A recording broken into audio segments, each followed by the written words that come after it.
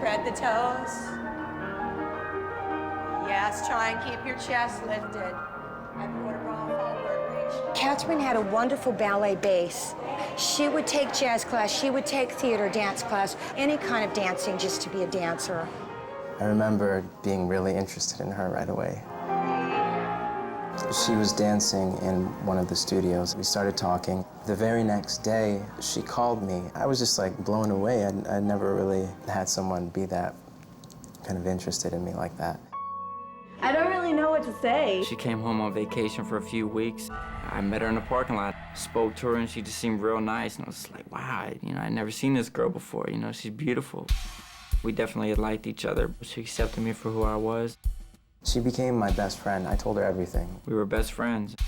She wanted to be friends with everybody. She needed people, and she needed to be around someone that she felt cared about her. I loved her deeply, and I would do anything for her. I loved her. I would have did anything for her. You have a young girl who comes from Ohio to New York. Welcome to 42nd Street. A young girl trying to fulfill her dreams, trying to make it in the big city. You have to pay the rent, you have to work several hours a day, and then you have to dance several hours a day. It's grueling, it's tough, and not everybody's gonna make it.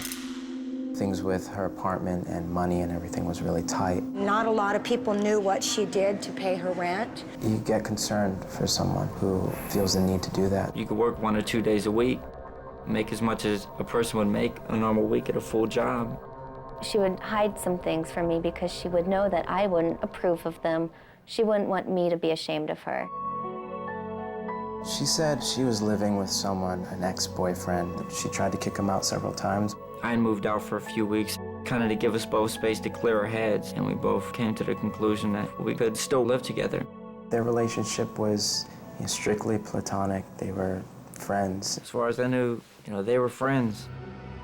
We loved each other. We always were thinking about each other. The day I met him, he actually had said that he had been seeing Catherine since August of the year before. I know from the conversation that I had with him that it was the first time he found out that we were intimate. I heard him out, but I told her and she denied it. He called me up and he was like, "You better not see her anymore." I remember a few incidents where she was a little worried. I told Catherine to get a restraining order. The News Watch never stops. An aspiring Broadway dancer found stabbed to death. With 16 years as a police officer, never in my life have I ever seen anything so violent. My name is Detective Stephen Getz, and I was the lead investigator on the Catherine Woods homicide. She was just such a beautiful person, and I think that's why I fell in love with her. I felt like she was my angel. David and Paul were our two main suspects. Death of a Dream.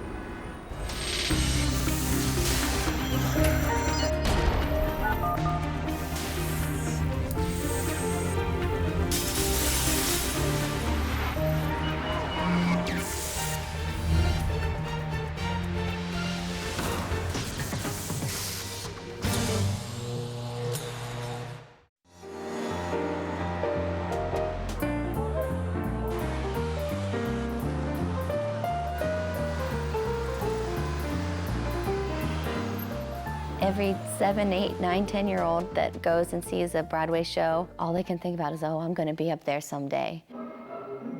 Some children never lose that fantasy. Catherine Woods was one of them. It was her dream. It's what she wanted to do. She wasn't going to be happy until she reached her goal, which was to dance on Broadway. She just looked like a dancer, looked like a star. Katie Miller and Catherine met as children in a Columbus, Ohio dance studio. With her big smile and personality, Catherine was the image of the all-American Midwestern girl. You can't take your eyes off her, and it comes through in her dancing and in her personality. Were other girls that you would dance with a little jealous? I would say I was. Sometimes it'd be like, well, wait a minute, I'm here too.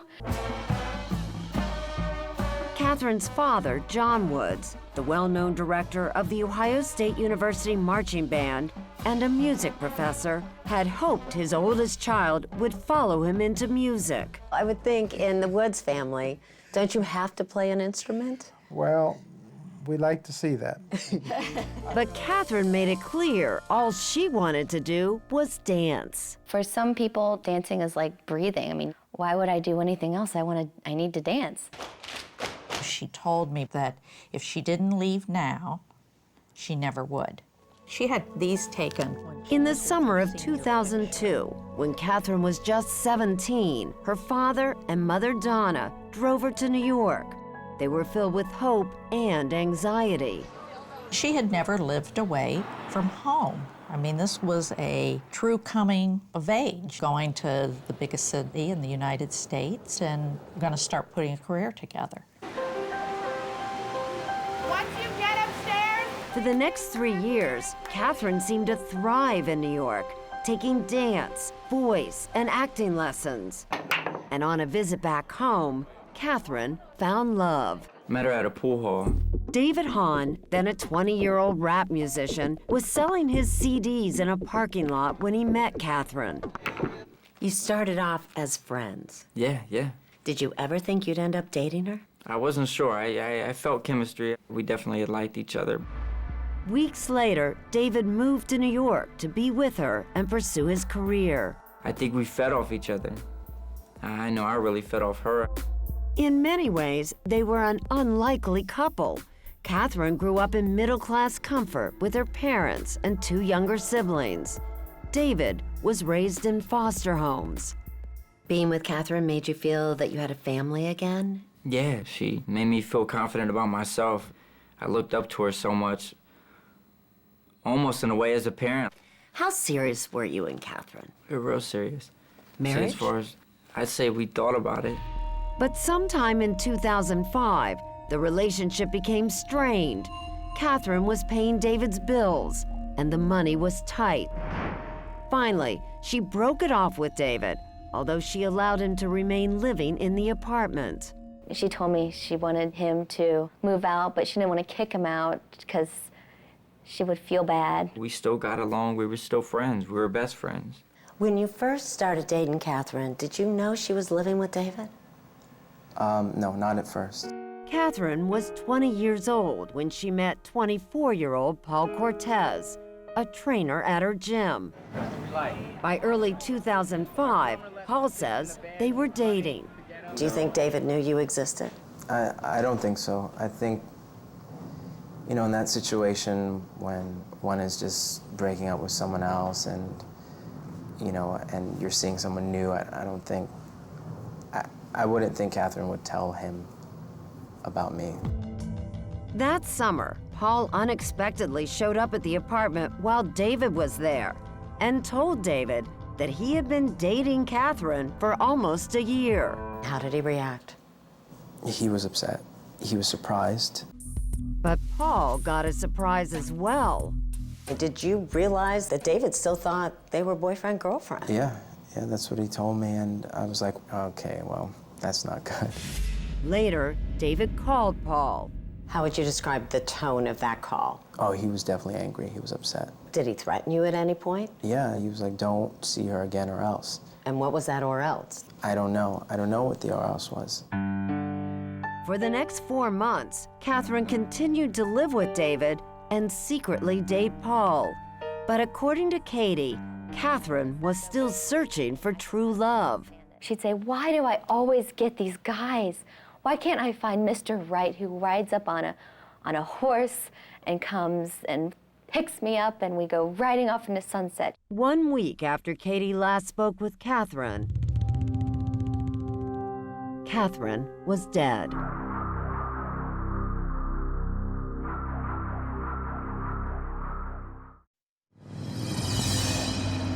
On the night of November 27, 2005, Catherine Woods was getting ready to go to work when David Hahn says he left their apartment to pick up his car. How long were you gone? 20, 30 minutes. When he returned, David says he made a chilling discovery. It was a bad scene. There was blood everywhere, so it was bad. My first instinct is to call 911. Baby girl, Catherine. Catherine, baby girl. Oh my goodness, I don't know what happened. Is she there? Yeah, there's blood everywhere. I don't even know if she's alive. I'm scared to look at her.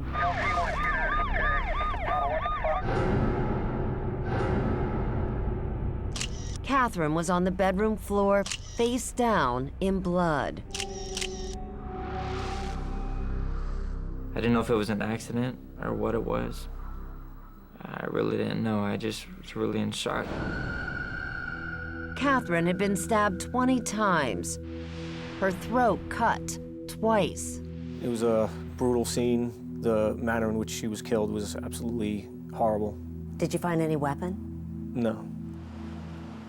New York City Police Detective Stephen Getz led the investigation. To be honest with you, the first thing that I remember thinking to myself was, this girl is dead on her floor in her bedroom, and she has a family out there, and they don't even know that she's dead. Catherine's mom and dad were 500 miles away, at home in Columbus, when 3 police officers arrived. I said, "How bad is it?" And he said, "It's bad." And I said, "Is she dead?" And he said, "Yes." Once I heard she was dead, I was in shock and have trouble remembering some of that conversation. Wins News Time 5:43. An aspiring Broadway dancer found stabbed to death, nearly decapitated in her Upper East Side apartment last night, and police are interviewing the boyfriend who called them to say he found her. At the precinct, police began grilling David Hahn. I really just couldn't believe it was happening. I kept asking God in my head, why is this happening? Detective Getz says the killer left what appeared to be a bloody handprint on a bedroom wall and several bloody boot prints in the apartment, including one left on Catherine's back.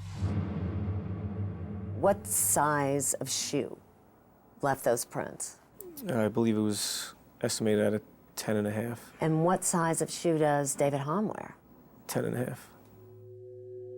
Did the police at first accuse you? I mean, did they say, "Come on, David"? Yeah, oh yeah. And what did you say to them?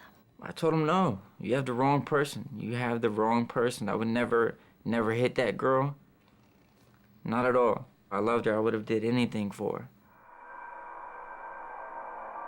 As the interrogation wore on, David showed little emotion or grief. Couldn't even cry, even afterwards. The detectives were asking me, if you love this girl so much, why are you not crying? Look at him, I don't know. I really don't know. Now to a murder investigation on the Upper East Side of Manhattan. A 21-year-old woman found dead in her apartment on East 86th Street. The brutal end to a beautiful young woman's life and dreams was the lead story that morning. Yvette Cortez heard it on the radio as she was getting ready for work. They mentioned a dancer, Catherine Woods. When Yvette saw Catherine's picture in the paper, she recognized her instantly. Her face was there.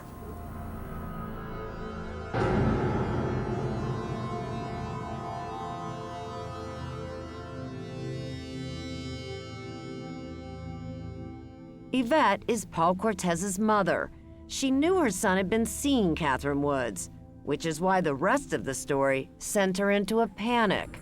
Wood's boyfriend is still here inside the 19th Precinct station house where he's being questioned by police. They just kept on mentioning the boyfriend being held, and I didn't know what that meant. Well, you didn't know whether they were referring to Paul. Exactly, but I tracked him down. He was at work. He didn't even realize what was happening. Yvette went to the health club where Paul was working to break the news to him. She told me that that Catherine was killed the night before. Just like I just buckled. I remember just kind of sitting on this stoop, right, almost outside of the club, and I just couldn't believe it. I was just in complete shock. Later that day, the police called Paul and brought him in for questioning. How would you describe Paul Cortez? Quiet. He came to the precinct with his mother. He seemed like a very nice person.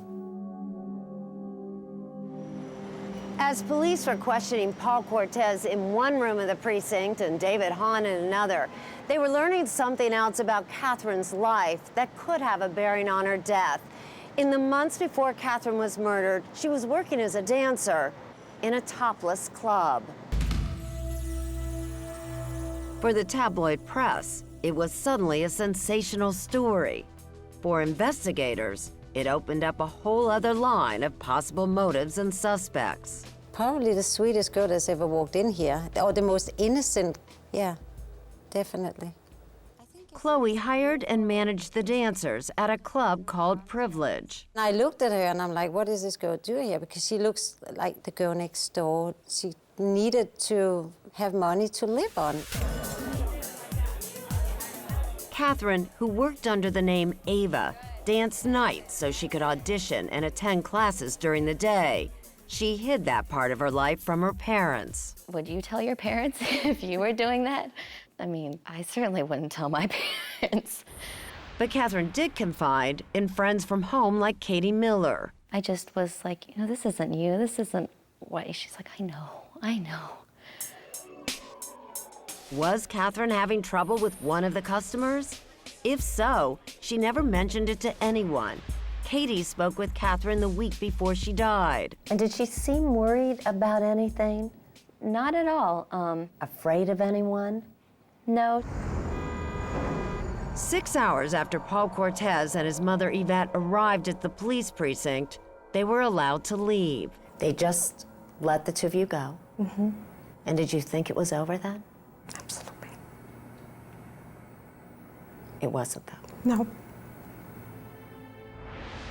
Police discovered that Paul, like David, wears a 10.5 size shoe. And there's more. A serious problem with a written statement Paul gave to police, detailing what he did the day of Catherine's murder. Where did Paul say he was at the time Catherine was murdered? He said he was home in his apartment. According to Detective Getz, Paul told police he was making calls at his apartment a 1.5 miles away from Catherine's. But when police set out to verify his story, Paul's cell phone records indicated something else. Paul called Catherine a dozen times shortly before 6 p.m., the evening she was killed. If he had been home, his calls would normally go through a cell tower in his neighborhood. Instead, some of those calls were handled by a tower just 2 blocks from Catherine's apartment. Did at any time Paul say to any officer that he was in Catherine's neighborhood when she was murdered? No.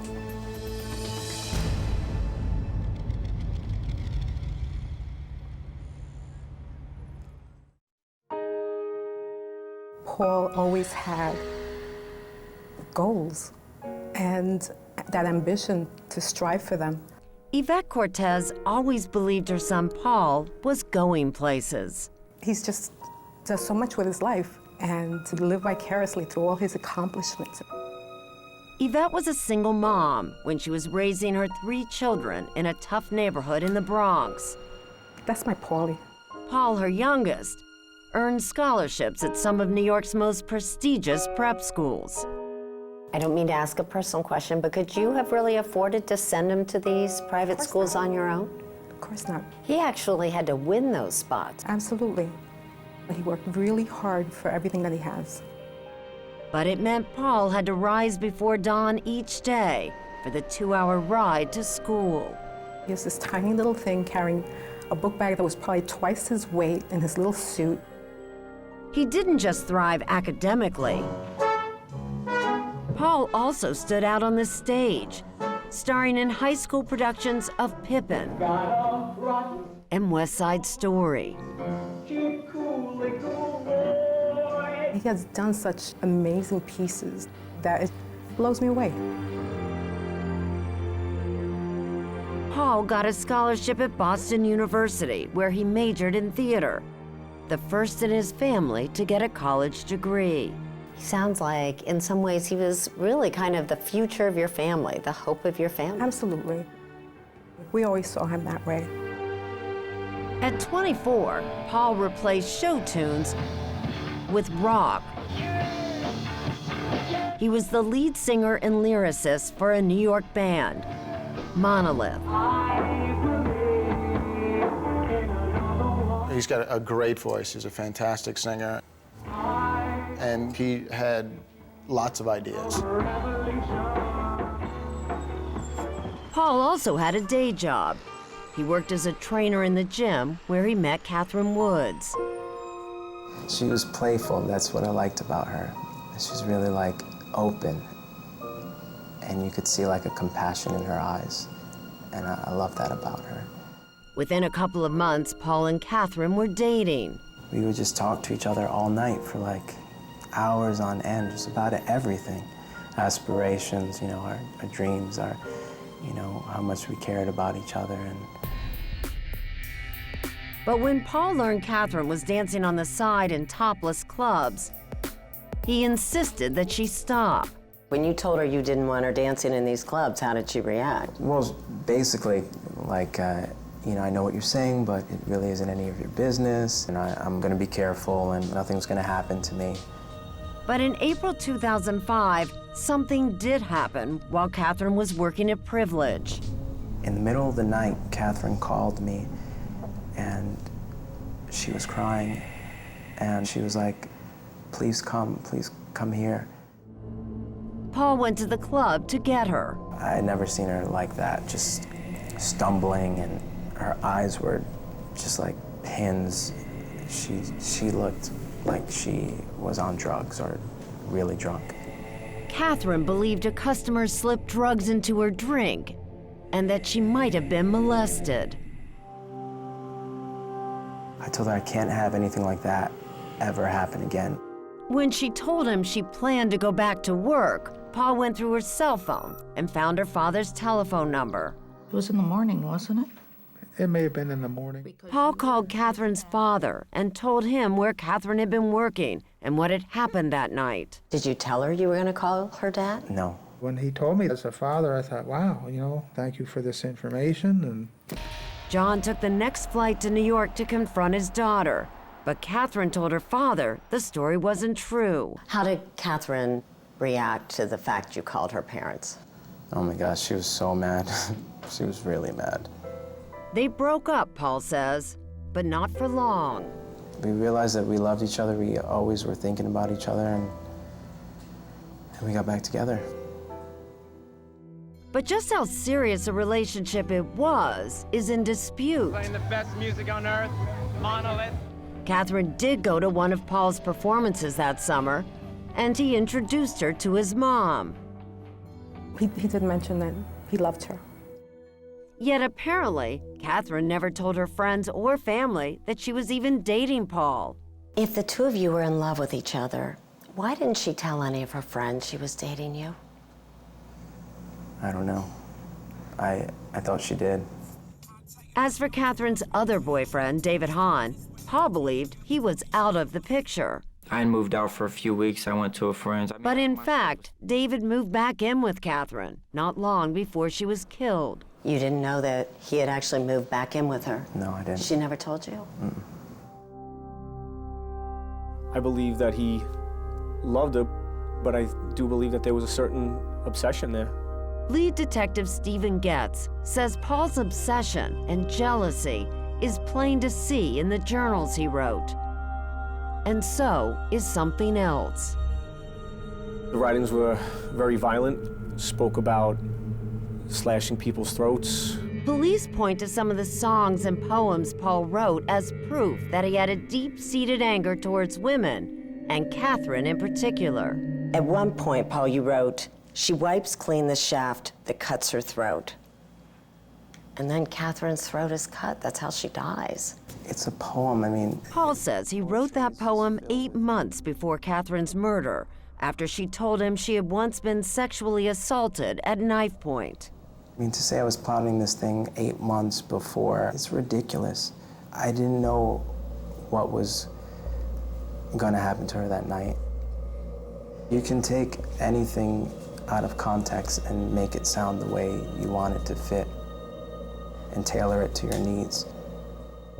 But the meaning of Paul's writings wouldn't have mattered at all if Paul could prove where he was when Catherine was murdered. On the night that Catherine was killed, did you go to her apartment? No. You love this woman. She had lied to you over those months. Did you, in fact, that night just snap and kill her? No. I would never do that. Paul could have had an alibi. We had rehearsal scheduled for 6 p.m. that Sunday night, and Paul didn't show up. Alex Rude was one of Paul's bandmates in Monolith. Was that normal? No, he usually showed up. So that night he just didn't show up at all? No. Alex says Paul's performances had been getting erratic, and he had planned to ask Paul to leave the band that night. So where was Paul? I called him around 8 o'clock. I asked him why he wasn't there, and he said that he had overslept. One of the few times you'd ever miss a practice happens to be at the time that Catherine is killed. I didn't go to rehearsal because they were going to tell me, you're not part of the band anymore, and I didn't want to have that whole conversation that night. Are you troubled, though, by the fact he didn't come to your rehearsal at 6 p.m. that very night? If he had come, then there would be no problem. We would all vouch for him. There would have been no problem at all. It's like, no, he was with us. It's impossible. He would have been 100 blocks away.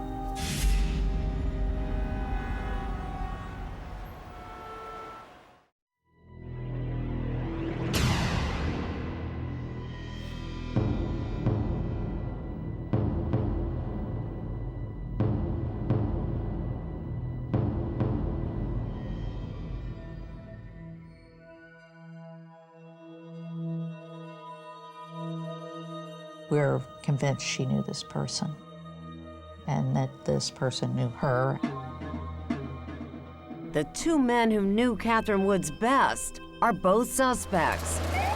But as days passed, Detective Stephen Getz focused less on David Hahn and more on Paul Cortez. My feeling is if Paul Cortez had nothing to do with this, then he had no reason to lie. Police say Paul hid from them the fact that he was in Catherine's neighborhood at the time of the murder, leaving it out of his written statement. In here, you never mentioned that you were right down in her neighborhood, just blocks from her house. Why not? I just remember that point just being a haze. I was still in shock. I just found out that someone that I loved dearly was killed, that I was a suspect for it as well, and I didn't know what to do or what to think or what to really put in. And then, police got a big break. In the midst of this bloody crime scene, they say they were able to isolate one single fingerprint. We were able to match that fingerprint to Paul Cortez's fingerprint. Paul Cortez has been indicted now on murder charges. Paul Cortez was arrested and held without bail. That person had nothing to do with the Paul Cortez I know. Marguerite Shanuda had met Paul just a few months earlier on a yoga retreat. He had been at my house a couple of weeks before Catherine was killed, and he was flirty, he was fun, he was warm. She is so sure of Paul's innocence, she used her own money and borrowed thousands more to help pay for his defense. Don't some of your friends say, Marguerite, why would you put yourself out on the limb so much for this guy? Yeah, some of my friends do say that. So they seem to fall into two camps. The one camp thinks I'm crazy, and the other camp thinks I'm a saint. Over the next year, Marguerite created a website to build support for Paul Cortez. Let's just go through like the DD5s. And helped hire lawyers. How confident are the two of you in this case that you'll be able to get Paul Cortez acquitted? I'm confident. We believe we have somebody who's innocent. Defense attorneys Don Florio and Laura Miranda. He has a very gentle, caring soul about him. I can't even imagine that somebody like this could have committed such a vicious crime. We really need to focus, because of her profession, she was exposed to so many people who could have done her harm. They say there could be any number of other suspects. That a customer from one of the topless clubs could have killed Catherine. Catherine, baby girl. Catherine, baby girl. I'm scared to look at her. They also believe police were too quick to clear David Hahn. David is the one who gave up his life. He came from Ohio to live with this woman. Catherine was kicking David out of the apartment. So if anyone had a motive, I'd say it was more David than Paul. Her reasoning? A neighbor testified hearing screams coming from Catherine's apartment about 20 minutes before David said he left the apartment. But police investigated David's movements that night, and they believe he was out of the apartment for a much longer time and couldn't have been there at the time of the murder.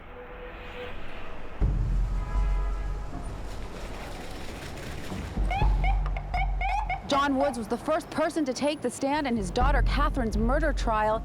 14 months after Catherine's death, Paul Cortez goes on trial for murder. The people's case is designed not to prove that Paul Cortez is the kind of person who would have done this, but that in fact he was the person who did this. Manhattan Assistant District Attorney Peter Casolaro paints Paul Cortez as an obsessed boyfriend who didn't want to share Catherine with anyone else. Failure in love often leads to anger and murder.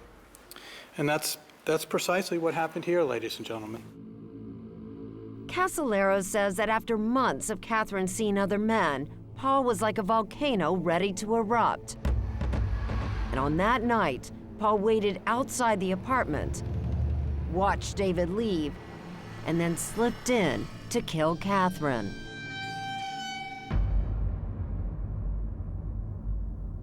It's the defendant's persistent use of his cell phone that puts him in hot water here. Casolaro introduces the phone records that prove Paul was in Catherine's neighborhood, calling her numerous times right before she was killed. And then, the phone calls stop. He never, ever, ever calls Catherine Woods again. Is that a coincidence? Is that why he stops calling her? Or is it because he already knows she's dead and there's nobody to answer the phone? How do you explain that? And there's nothing to explain. I called her many times and I left messages and... That was before 6 o'clock. Yeah, and I figured after I left the last message of, hey, call me when you get out of work, I figured that was it. Did Paul have any injuries after? No, none at all. None. Was there any DNA of Paul's found underneath Catherine's fingernails? Absolutely none. No DNA found in the apartment whatsoever. There is little physical evidence that connects Paul to the murder, but what does exist is incriminating.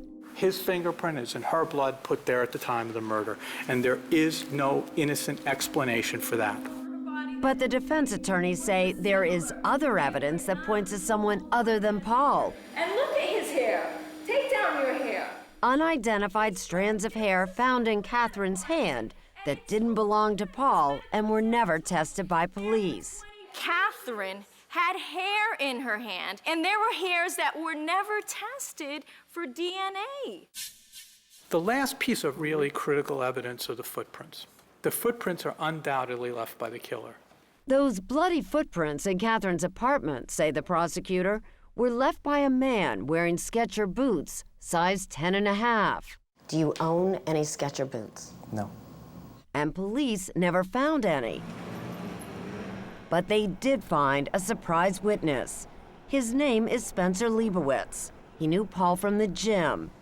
Spencer testified that he saw Paul at this bar the night Catherine was murdered, and that Paul was wearing Skechers boots. Why would Spence say that? I don't know. I don't know why he would say that, honestly. I don't. Surprising testimony, because a year earlier, Spencer told 48 Hours that he had no memory of what Paul was wearing. Did you get a close look at Paul? No. How was he dressed? Do you remember? No. Paul claims that he was wearing these Johnston & Murphy shoes. You're sure that afternoon you were wearing these Johnston & Murphy shoes? Yes. Shoes, not boots of any kind. And Paul's attorneys say they have video that will prove it. This surveillance tape from a store that shows what Paul was wearing just hours before the murder. As the trial comes to an end, it's the evidence that the defense hopes will convince the jurors that Paul Cortez is innocent of murder.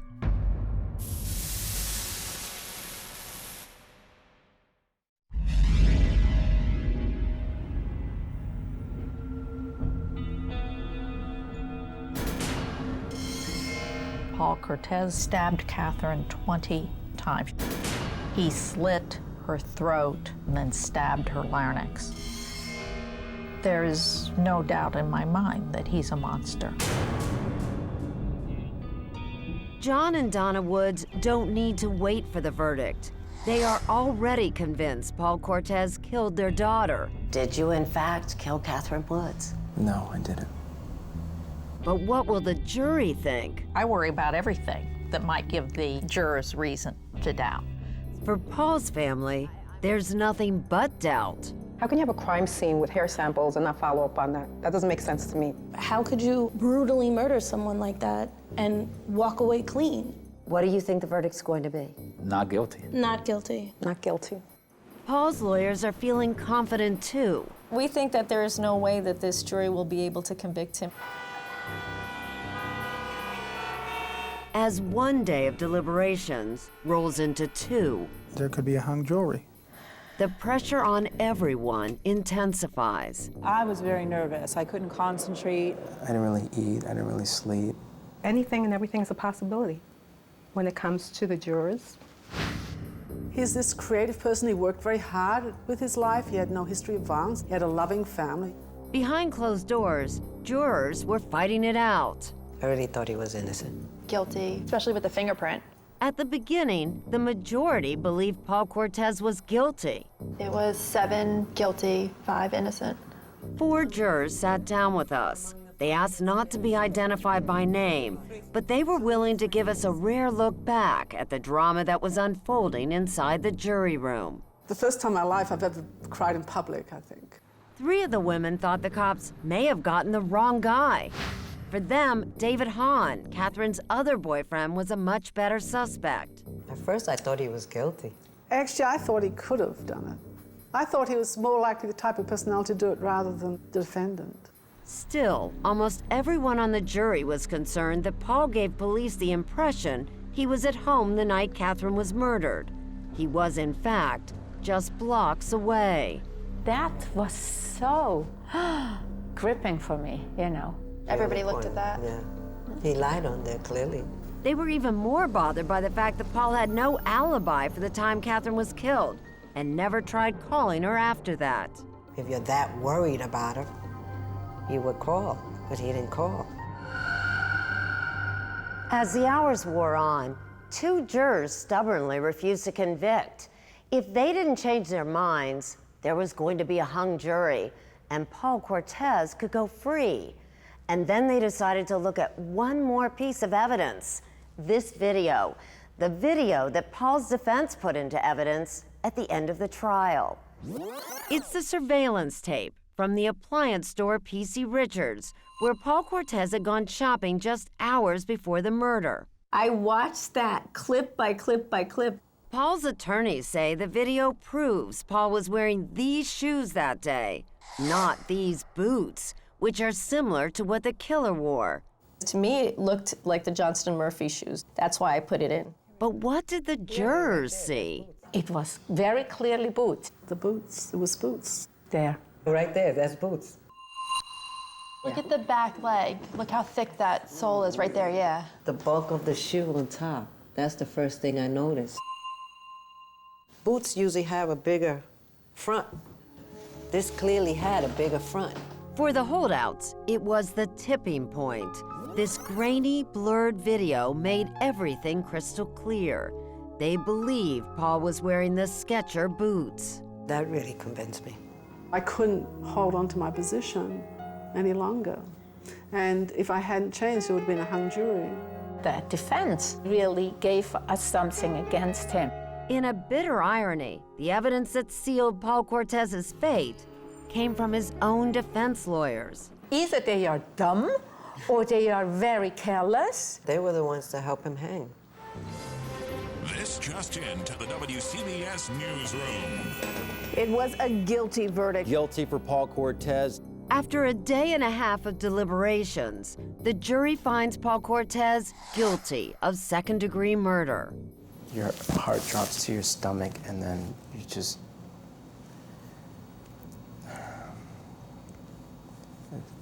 It just kind of obliterates you. What did you think the jury was going to do? I thought at least they would not be able to decide. What if I told you that 2 individuals who were on the fence, who might have hung the jury, changed their mind based on that videotape? It would be the mistake of our lives, and it's terrible. I know I'd feel responsible for him being convicted. The verdict changes nothing for Paul's mother, Yvette. Paul will always be my baby. I'll always be there for him. And so will his family. But for Catherine's parents, John and Donna, the verdict comes as a relief, although it is no consolation. There's no happy ending to this. It isn't like anybody really wins. We've lost a daughter, and the Cortez family will have lost a son.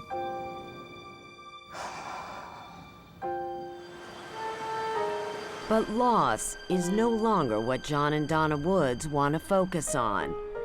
They want to remember how much their daughter Catherine lived in her very short life.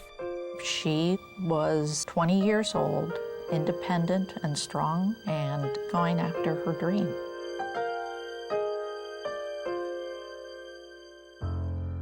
With a little luck, she might have made it.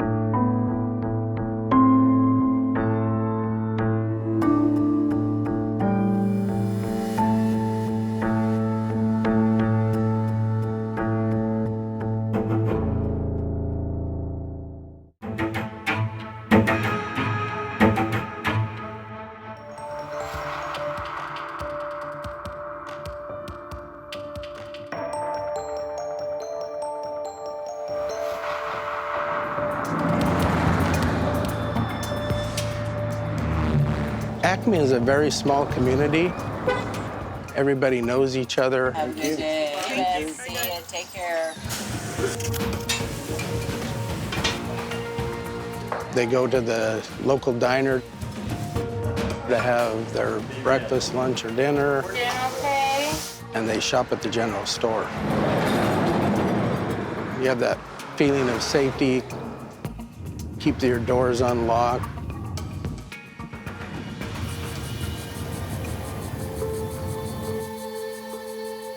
On November 24th, 1989, Mandy Stavik went out running with her dog. The dog had returned, but she hadn't. And when she didn't come back, I panicked. There was a massive hunt for her. Everybody was out looking.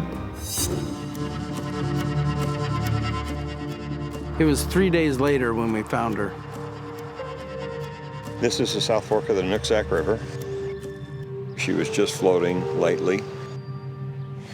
The only thing I could see were her tennis shoes and socks.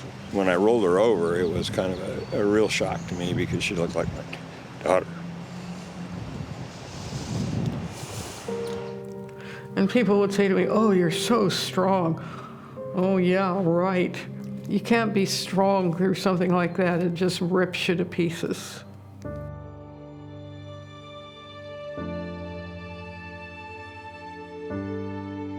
Oh, we were in shock. People were crying. They were, whoa. There was a killer out there somewhere. And the question is, was this person going to strike again? Yeah, so much unknown. For 25 years, we had no viable suspects in this case. You've got to keep working, keep persistent, keep going. Mandy's dead, but this case was not going to die. No. I absolutely did not think it would ever get solved.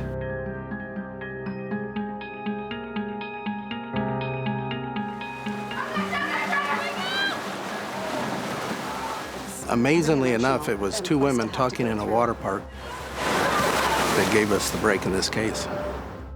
One of the moms brought her name up. I just kind of turned to Merrill Lee and said, well, I am sure I know who killed her. And turned to her and I said, oh, I do too.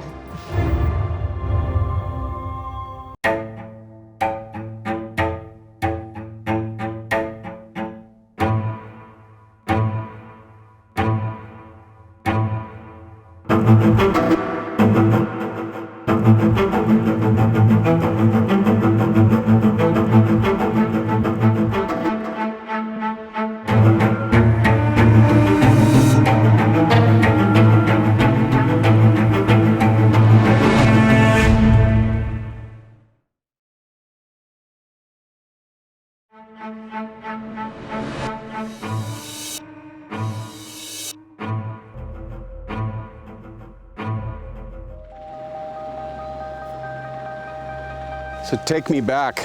It's November 27th, 1989. Where are we right now? We're upstream from where I recovered her. It's a solemn place for you, isn't it? It is. It really does. Back then, Detective Ron Peterson led the search team for Mandy Stavik, moving upriver in a Zodiac boat. We came around the corner and we got out of the main river and into the little side channel, and I could see pink, something pink. It was Mandy, wearing only her running shoes. When you lifted her out of the water as a father, did you say anything to her? You're the first person that asked that. I said, I got you. Peterson and so many others in the small community of Acme, Washington, are still emotional, even 30 years later. What was lost for you in this community with the death of Mandy Stavik? A sense of innocence, I think, more than anything. Jim Freeman was Mandy's high school basketball coach and gave the eulogy at her memorial service, attended by nearly 1,000 people. You see her smiling back at you, right at your soul with eyes that say, I love life. He had mentored her off the court as well, becoming a father figure after Mandy's parents divorced. Mandy expressed her admiration for him in this card. For Mr. Freeman, the one person who has inspired and influenced me more than anyone. Thank you, you're the greatest. Most sincerely, Mandy Stavik, class of '89, number 13. Basketball player, cheerleader, top student, once an aspiring airline pilot, Mandy Stavik truly stood out, says her mother, Mary. She wanted to do everything. She wanted to be very good to the best at everything she did. And she was. Mandy's older sister, Molly Brighton. Mandy, she was larger than life. She accomplished a lot in the short time that she was here. All that promise came to an abrupt end in 1989, when the college freshman came home from Central Washington University for Thanksgiving. The day after the big holiday meal at her house, Mandy set out on the last jog of her life with her German Shepherd, Kyra. How many times have you driven this road? Oh, geez, probably close to 100 over the 30 years of working on the case. Detective Kevin Bowie, who was just a rookie deputy back then, has pieced together Mandy's route from the few people who briefly saw her that day. She always started from the house here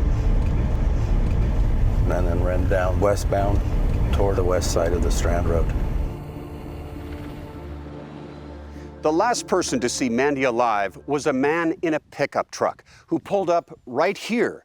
Mandy ran right in front of him, heading in that direction to go around the bend to her home, about 1/8 of a mile from here. I would say to that wooded area ahead of us is where I believe she was abducted. Bowie says her assailant had to be in a vehicle. Mandy was too fast a runner to catch on foot. How do you think she was abducted? By a weapon, that's what they used to gain to control her. I believe it was a gun. And what? Points the gun at her and says, get in? Yep, points the gun at her, get in. At that point, she's compliant. Investigators believe the attacker had kicked the dog into a ditch before abducting Mandy. He then sexually assaulted her about 3.5 miles away from where she was jogging. Afterward, she tried to flee, a scenario suggested by the scratches on her arms and legs. I immediately went, oh my God, she was running away, running through the blackberries. Blackberry bushes, got thorns on them. Big thorns. And that's what I thought. She was running away from whoever had her. I believe whoever was chasing her caught her and hit her in the head, knocking her out, and then placed her in the river to make sure she drowned. It occurred to Ron Peterson that Mandy's body may hold other important evidence. He had just recently been trained by the FBI on recovering DNA. And based on the position that she was in the water, you knew you had to get her out to preserve it. That was the biggest fear of mine, is how to get her out without disturbing it. His training paid off. So when they did the autopsy, they were able to recover male DNA from Mandy. The male DNA was semen, suggesting a sexual attack. What happened in terms of the investigation? From there, it was, you always look for that person that's strange or odd, that doesn't quite fit into the community. Tips poured in, and deputies checked them out. This is a standard road where Suchi was observed. David Suchi was a local drifter seen in the area that day, Bowie says. They got a warrant and got his DNA, and he was ruled out. Deputies interviewed various persons of interest, including Mandy's boyfriend, Rick Zender. They also looked at him just to rule him out. All dead ends. In all, some 30 local men gave DNA samples. None matched. The case went cold. And the murder hung like a dark cloud over this community for the next 2 decades. It was like an assault on all of us. Then, almost 25 years later, a new suspect emerged, and he had lived right in Mandy's neighborhood. His name wasn't even on the radar.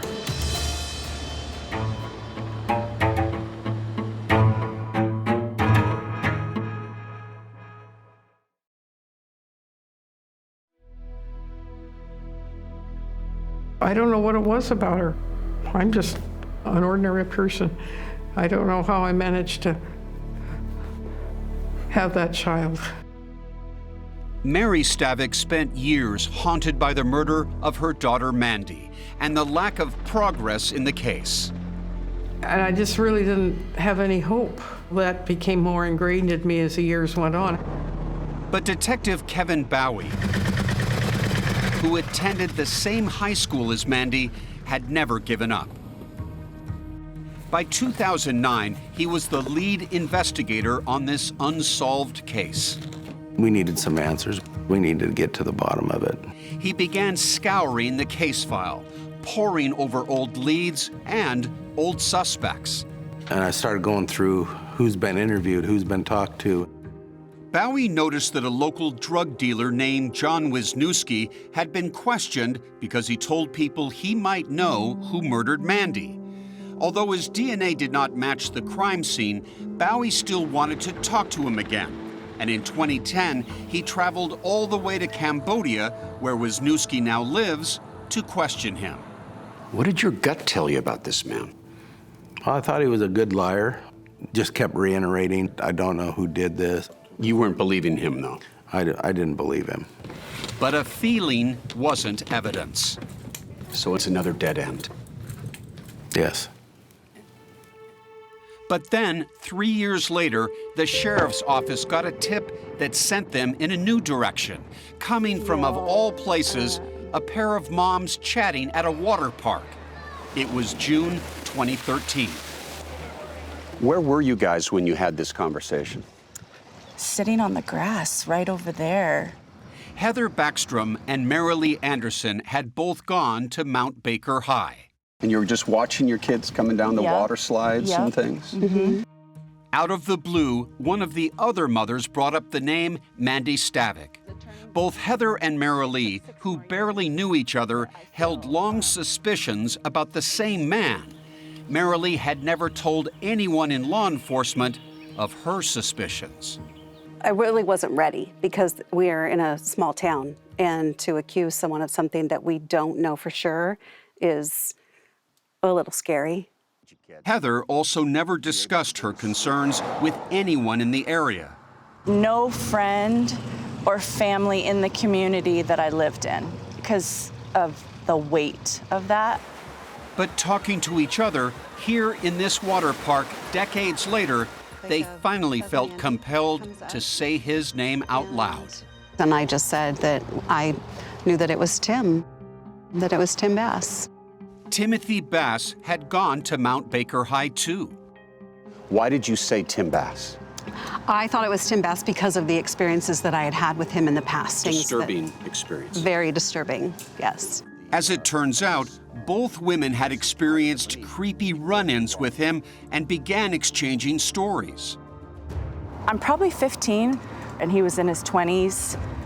It was after a softball game in the summer of 1989, a few months before Mandy's murder. We decided, a bunch of us, to go to Dairy Queen. She says they all piled into a friend's truck, including Tim Bass, who was sitting next to her. He would talk about my eyes, that my eyes were beautiful. Then he took like a pen out of the cup holder and would like start rubbing it along my knees because I was wearing cutoff sweatpants. You must have been scared. You're 15 years old. Yeah, I was very nervous. Hearing Heather's story, Marilee told her own, which was far more chilling. Back in July 1991, she was at home one night with her young son when she heard a knock on the door. So I opened the door, and there's Tim Bass at the door. And he asks if he can use the phone because he had been hunting all day and wanted to use the phone to call his wife. When she handed him the phone, he started dialing, but something wasn't right. I hear the beep, beep, beep, we're sorry, when you call and the phone's disconnected. So I thought, okay, something's up. Then she says, things got scary. So then he walks through the kitchen and back to my bedroom. He said that he used to drive by our house and that he had always been in love with me and wanted to make love to me. Right then and there. Yes. Marilee says she demanded that Tim leave, but he refused. And what are you feeling at this moment? Terrified. Eventually, after she threatened to call the police, Tim left. Years later, the two women now realized they had to speak up. Marilee contacted another Mount Baker High graduate, Detective Ken Gates. She had a gut feeling that Tim Bass was responsible for killing Mandy. Where did Tim Bass live? He lived right in this house right here. A home less than 2 miles from Mandy's house, right along her running route. Back in 1989, 1990, did they go to the Bass household and question people there? They looked at it like, no, it wouldn't be this family because they're well liked in the community. And so I think it was just overlooked. Tim Bass, along with his brother and father, had never been asked to give a DNA sample. And for the past 25 years, Tim had been living a quiet life in a nearby community, married with 3 children, and driving a delivery truck for a bakery. Any criminal record? Anything that would have called attention to Tim Bass? No. He kept to himself and, for the most part, worked and came home. But now, police decided to pay Tim a visit at home. Very non-threatening in your approach. Correct. When asked about Mandy, Bass pretended he didn't even remember her. At least, not at first. So he just looked up and was like, Mandy. Oh yeah, she was the girl that they found in the river. It was kind of like, okay, I think we're being played here. Who could forget Mandy Stavik? Police asked Bass for a saliva sample to get his DNA. And at that point he goes, well, I don't want to give my DNA. I watch those crime shows. I see how many people go to prison because they've given DNA. So they tried a new plan. At this point, we decided we need to get a surveillance team on him and follow him on his route. They followed Tim Bass all night long on his bakery delivery route. Police were hoping Bass would throw away an item with DNA on it, but no luck. The investigation stalled yet again until police received an unexpected helping hand. I wasn't really going to take no for an answer. I'm going to find something. I'm going to get you something.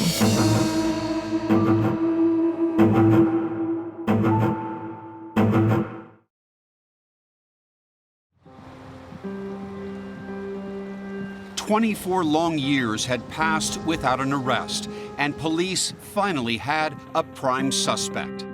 Back in 1989, Tim Bass lived down the road from Mandy Stavik, and she often jogged past his house on her regular running route, which is how he fixated on her, police believe. If Tim Bass sitting in his home was looking out the window, could he have seen Mandy running by? Easily. Investigators knew Mandy didn't jog by the Bass house the day she disappeared, but Tim was in their crosshairs, so they wanted to know more about him. They got some background from his younger brother, Tom. As kids, they palled around together like most brothers. Very competitive. We had a lot of fun together, playing, different sports. Tim had always been a loner, but as a teenager, he began to reveal deeper issues. Social interactions have never really been natural to him. Tom remembers a harrowing night after a high school girlfriend had broken up with Tim. He was on the phone with her in his bedroom, and he apparently had a pistol with him. At some point said, I'm gonna kill myself. He actually ended up firing the gun. Tim had fired into the air. From that night on, Tom says people close to Tim noticed a change in him. It's just the disgust, the disrespect towards women. Robin, did you ever see this? Oh, yes. Mm-hmm. Robin is Tom's wife. I think that he really thinks that women are inferior to him. Tim got married young, at 22, just 6 weeks after Mandy's murder. He married another Mount Baker graduate, Gina Malone. She says it was hardly a fairy tale romance. I married him basically to get away from home. Gina says throughout their nearly 30-year marriage, Tim was a controlling and emotionally abusive husband. I felt like his servant. Go get me a drink. Make me food. I personally witnessed him tell Gina to shut up, 8 million times. It didn't feel like a marriage. I felt like I went into a prison, actually. But Gina stuck with Tim and had 3 children with him. Why did you stay with him?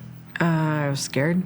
And I did leave. I got a restraining order and left for 2 months. At that point, I had started divorce proceedings, and he's like, I'm gonna lie to the judge and get the kids taken away from you. Anything with my kids, I'm just like, okay, I'm gonna do whatever I have to do to not lose my kids. In Tim Bass, detectives believed they had their killer, but they wanted to cast a wider net of potential suspects to be sure they were on the right path. We developed this list. We called it a DNA sweep. Investigators got DNA from 36 more men in the area, but Tim Bass wouldn't cooperate. So cops called the bakery where Tim worked and spoke with his boss, Kim Wagner. The Tim Bass I knew, he was different. I don't know, he was weird. How was he weird, though? You just never knew what Tim was going to be at work. that day. The smallest thing would anger him. And so you tend to kind of stay away from people like that. And Kim says she experienced Tim's low regard for women. He never called me Kim. He always called me woman. Woman. And, which, you know, whatever. As Kim chatted with investigators, she realized they were looking at the Mandy Stavik murder and figured out what they were really after. Kim said, well, you guys want DNA, don't you? And I said, well, yes.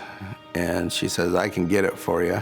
At this point, I'm thinking, I'm working with somebody that potentially did this to Mandy, and I gotta know. She kept an eye on Tim day after day, watching if he discarded anything that might have his saliva on it. You'd empty the garbage so it would be empty. Yeah. In case he dropped a cup or a bottle. Yeah, well, a cup, yeah. It took 3 long months, and then, finally, she saw him throw away a plastic cup, and later, a Coke can. And I just stood there and went, oh, shit, it's game time. I'm like, this is jackpot. And so this time my heart was like, oh, I was dying because there was a lot of people around. So I grabbed it, and then I was like, I threw it in my desk drawer. And then she gave it to police. My gut said it was him. My heart said it wasn't, because I just didn't really want to think that we were all betrayed. So about 3 months later, we got the results from the state crime lab. And Katie from the crime lab says, Kevin, we've got a match. You hear those words. What was that moment like? You hear them, but you're not sure it's almost like I'm dreaming. I'm going to wake up at any moment in time. I was just like, this is the biggest thing that's ever happened to me. A lot of tears.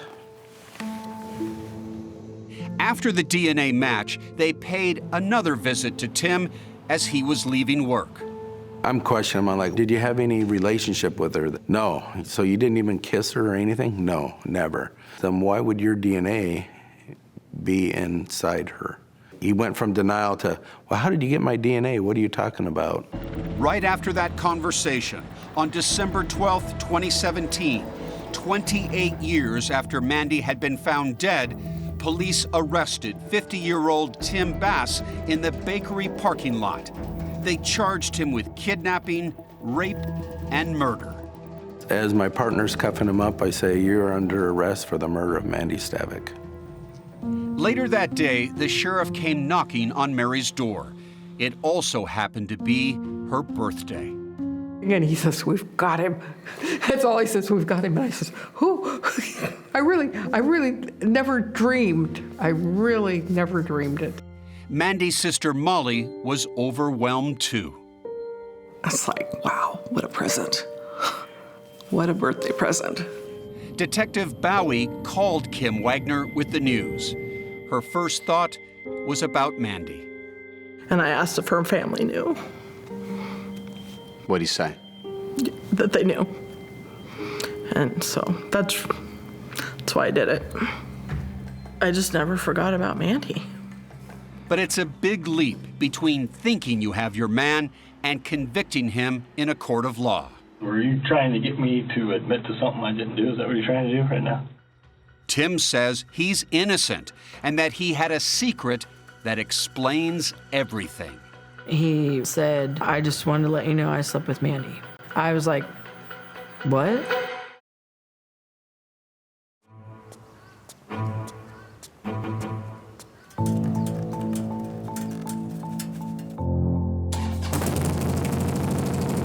For prosecutor Dave McEachran, it's been a long road to justice. She was such a good kid. And it just shouldn't have happened. Just shouldn't have happened at all. McEachran was 44 when Mandy Stavik was murdered. And now, at 73, ladies and gentlemen of the jury, he's come out of retirement and insisted he not be paid as he leads the prosecution team in this deeply personal case. In your heart as well as in your head, you wanted to finish this. You bet. All right. After 30 years of heartache, fear, and frustration, the trial of Mandy's accused killer finally begins. The state's case is simple. The defendant's DNA was inside her, and we know that she was kidnapped, she was raped, and then she was killed. Case closed? No. Tim Bass is not guilty, says defense attorney Stephen Jackson. He didn't kidnap anyone, he didn't rape anyone, and he certainly didn't kill anyone. Jackson floats a theory to jurors that, if true, would be shocking. The suggestion that Tim Bass and Mandy Stavik had consensual sex in the hours before her murder. There were no signs of a struggle. Evidence of sexual contact is not evidence of rape. Everything I've said is the truth. In this interrogation, after his arrest, Bass claimed he had been having a secret affair with Mandy. It was more of a friendship type thing. We just talked, and then it just kind of grew into more of a physical thing, and we didn't even really do it that much. So it was more kissing and stuff. DNA can only tell you that there was contact. Stark Follis is one of Bass's defense attorneys. Mandy had come home for Thanksgiving break. Are you saying that when she came home, they met somewhere and had intimacy? That's exactly what I'm saying. And what do you say to those who say, prove it, that no one saw the two of them together? There are no telephone calls made between the two of them. First of all, I don't have to prove it. The burden of proof is on the state of Washington, not on the defense. Remember, when Tim Bass was first questioned in 2013, he said he barely remembered who Mandy was. Now, they were lovers? Why would his story evolve like that, in your opinion? Because he's making it up. He's trying to cover himself. Good afternoon, Ms. Wagner. Come on, step right up here if you would. Testifying for the prosecution is the woman who helped retrieve the DNA evidence that linked Bass to the crime scene. I was terrified. But Kim Wagner knew she had one more job to do. If Tim was potentially involved in that crime, I wanted to do the right thing for Mandy. But the defense is hoping science can support Bass's account. They called Dr. Elizabeth Johnson, a forensic expert, to the stand. She says the semen could have been deposited up to 2 days before Mandy's death. I would say most consistent is hours to days, and probably within up to 48 hours. The prosecution expert, the original medical examiner from 30 years ago, Dr. Gary Goldfogel, disagrees. He says various indicators say it was much sooner. She was raped and then was killed and deposited in the river and drowned in the river. Would your findings be consistent in all regards with that hypothetical? Yes, they would. Now it was time for a woman to testify who Bass knew very well. Please have a seat. You've been sworn. His now ex-wife, Gina. She divorced him after his arrest and his claims about his affair with Mandy. I was so nervous and I was shaking. I don't even want to see his face. Gina testifies that she witnessed him ask his mother to lie for him, to point the finger at his own dad. He asked her, can we say Dad did it? Bass's father had died more than a decade earlier. She put her hands over her face and like this and paused for a minute and then said no. Tim Bass's trial was turning into a family reunion from hell. His brother Tom took the stand. As you're about to go take the stand, what's going through your mind? Did you sleep the night before? Very little. It was agonizing. As hard as it was, I knew I had to do it. I'd like to direct your attention to February 24, 2015. Tom recounted that when Tim was under investigation, he told Tom he had slept with Mandy decades ago, and then asked Tom to tell police he had also slept with her. I guess to make it look like she got around, that would be my only, You know, that's probably why he said that. And then he asked me again, he said, "You believe me, right?" I didn't know what to say. And Tom describes another damning incident after Tim was arrested. He said that the cops are lying, everyone's out to get him. He said, "I need a strong alibi or I'm going to prison." He said, "Mom, maybe you can say that we were Christmas shopping. Tom, do what you can."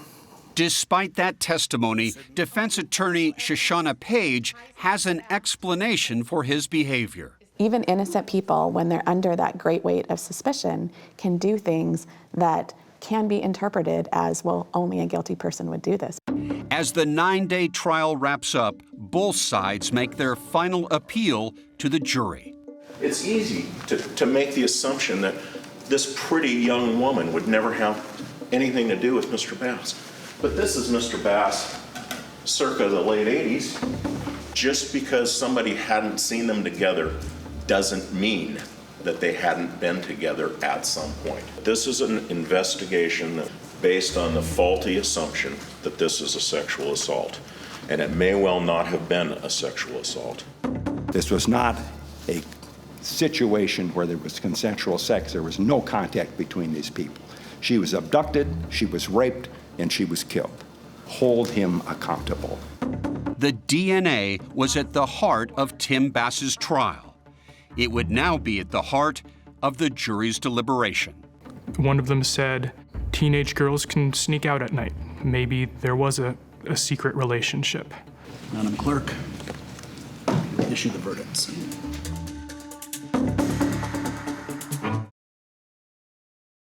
"30 years of wandering, 2 weeks of trial, 5 hours of deliberations." I was terrified. As the jury in the Mandy Stavik case deliberated, the hours felt like an eternity. I was every juror. Please do the right thing, do the right thing, do the right thing. They have to have 100% agreement. If one person doesn't agree, they've got a hung jury and they have to start all over again. And I was praying that that would not happen. Although no one testified to ever seeing Tim and Mandy together, juror Ed Beeman says they had a lot to discuss. When we go in and deliberate, we had to turn in to be investigators and attorneys too, and we went through everything. We had posters on the wall and maps, and we went through everything just like the attorneys did. Juror Jay Van Mersbergen. Maybe a quarter of the people tied up on whether or not there might be reasonable doubt. Deliberations lasted a little over a day. Madam Clerk, issue the verdicts. 29 years and 6 months to the day had passed since Mandy Stavik was killed. Would her family and friends finally get justice? We, the jury, find the defendant, Timothy Forrest Bass, guilty of murder, rape, and kidnapping. It was such a relief. It was such a relief. For you, that moment when you're seeing the family embrace and the tears, did you think this is what justice looks like? Yeah, at that point, I thought this is why we do what we do. The harm that this caused is incalculable. He has finally received justice. And to me, it can't be enough time. He should never get out. 6 weeks later, it was time for sentencing. My family will never be healed, never be normal. Mary and Molly were too emotional to speak, so Molly's husband, Mike Brighton, spoke for them. Timothy Forrest Bass must never be allowed to walk the earth as a free person. Never, ever. The defendant's mother would like to address the court. Then it was the Bass family's turn to speak. Tim's mom, Sandra Bass, insisted that her son never tried to blame his father for Mandy's death. That is totally false. I do know my son is not guilty of this crime. Then, if you would like the opportunity, now is the time. I will. Convicted murderer Tim Bass, whose DNA had sealed his fate, spoke in court for the first time. I would first like to say that I'm 100% innocent of this crime. Furthermore, I don't believe I received a fair trial. In saying that, though, the better man in me says I should say very little today and give this day to the Stavik family. Unswayed, the judge sentenced Bass to the maximum sentence, nearly 27 years. He couldn't get life because prosecutors did not charge him with premeditated murder. They were not sure they could convict him of that charge. For 30 years, you have lived free from the responsibility for your acts. But that life has been a lie, and tragically, it has caught your family, your mother, your brother, your ex-wife, and your children in its web. Tim says he's an innocent man. What do you say? Guilty as hell. I lived in prison for 28 years with him, and now it's his turn. For Mary, who once thought she'd never see justice, Bass's sentence gave her some solace. Definitely closure, I feel. After all, they've got the guy that did it. He'll spend enough years in jail, so if he ever does get out, his life will be practically over. Tom Bass now wonders if his brother considered other killings, possibly even Heather or Mara Lee. I think potentially more could have been his next victims. You sometimes think we're lucky to be alive? Yep. Heather and Mara Lee are proud of their roles in putting Tim Bass away. In the end, three women's word or experiences are what took him down, and I love that. Kim Wagner, part of that trio of women, credits Mandy's hometown, Acme. It really took a village. It took a whole community. The sheriff's office never gave up on Mandy. We got the right guy. Sorry. I guess the community could feel safe and be whole again. And I'd hoped at that point the family could heal. In some ways, you could be whole again too, right? Yeah.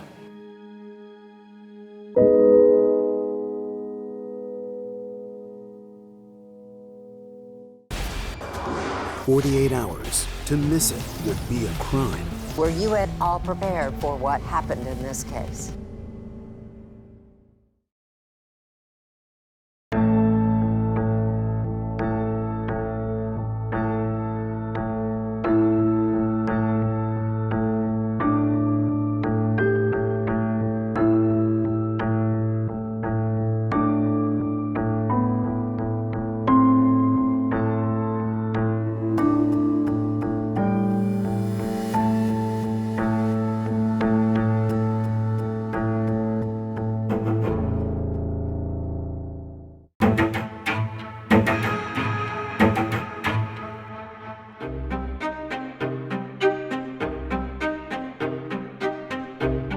Witness takes a stand in the trial of Patrick Frazee. Investigators believe Patrick Frazee killed Kelsey Berreth in her townhome on Thanksgiving last year.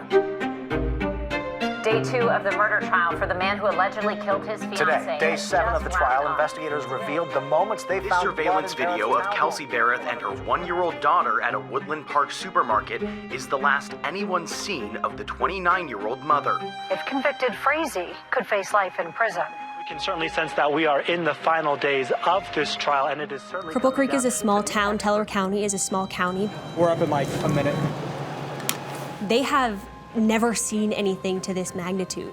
In Cripple Creek, Ashley Franco, KKTV 11 News. You've covered every second of this trial. What has the feeling been inside that courtroom? It's been cold, it's been very heavy and chilling. During the first week, we learned about some of the evidence in the case.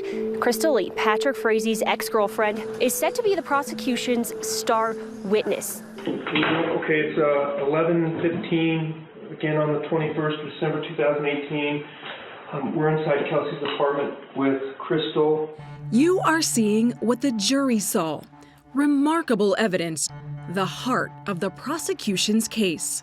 When you came in, what did you see? When I first walked in, I saw blood all over the floor. I saw blood up the wall. Who is Crystal Lee? Crystal Lee is a rodeo queen from Idaho. She's very well known. And she's Patrick Frazie's ex-girlfriend. They'd known each other for over a decade. She's the bread and butter to this case. That's Crystal Lee wearing a police jacket and hat. Can you point to the area where you saw and cleaned blood up on the wall? She admits to cleaning up the crime scene and tells the prosecution the whole entire story of what happened. The spray was from here all the way. She's the only person in the world that they have to possibly convict Patrick Frazie. We did a deal with the devil. There's just no ifs, ands, or buts about it in this case. This one? But it's a deal that we made in order to move this case forward and to solve this crime. Sometimes in order to solve a case or move a case forward, we have to give a deal to the devil. That's exactly what we did here. Did you say that you cleaned off some of the appliances? I did. I wiped there was blood on the front of the dishwasher. There was blood on the front of the stove. Crystal Lee was obviously the star witness for the prosecution, and she testified to things that the prosecution needed her to say in order to establish this case. I'm Aya Gruber. I'm a professor of law at University of Colorado Law School. I think there were doubts about Crystal Lee's testimony coming into it. Crystal Lee has trafficked in lies. Crystal Lee is saying he has been planning on killing Kelsey, and he had called me multiple times about it. There's poison coffee. There's a baseball bat, scented candles, a blindfold, phones that are pinging all over Colorado and in Idaho. I got to tell you, it's one of the most emotional trials I've ever been through, and I've been through a lot of trials. The roller coaster everybody was put on, there wasn't anybody on this team that at some point didn't have tears running down their face. We just got word that a verdict has been reached in the case against Patrick Frazie. Tell them try to take it. We're the only ones out here. There's always a little bit of nervousness and question in the back of your mind. Just hours ago, we were hearing closing statements, and now we have a verdict.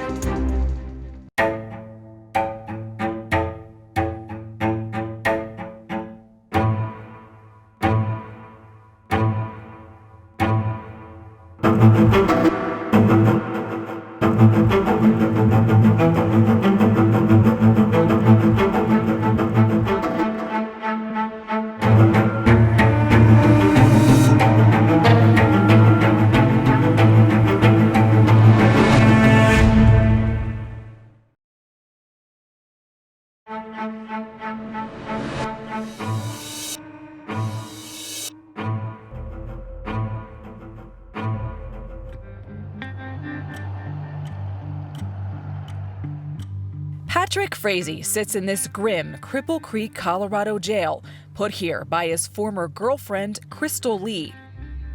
There's blood on the wall here, there's blood on the wall here, and there was blood right here. In disturbing evidence that you will see throughout the program tonight, she tells her story about a crime scene cleanup. I moved the couch. I wiped the couch off.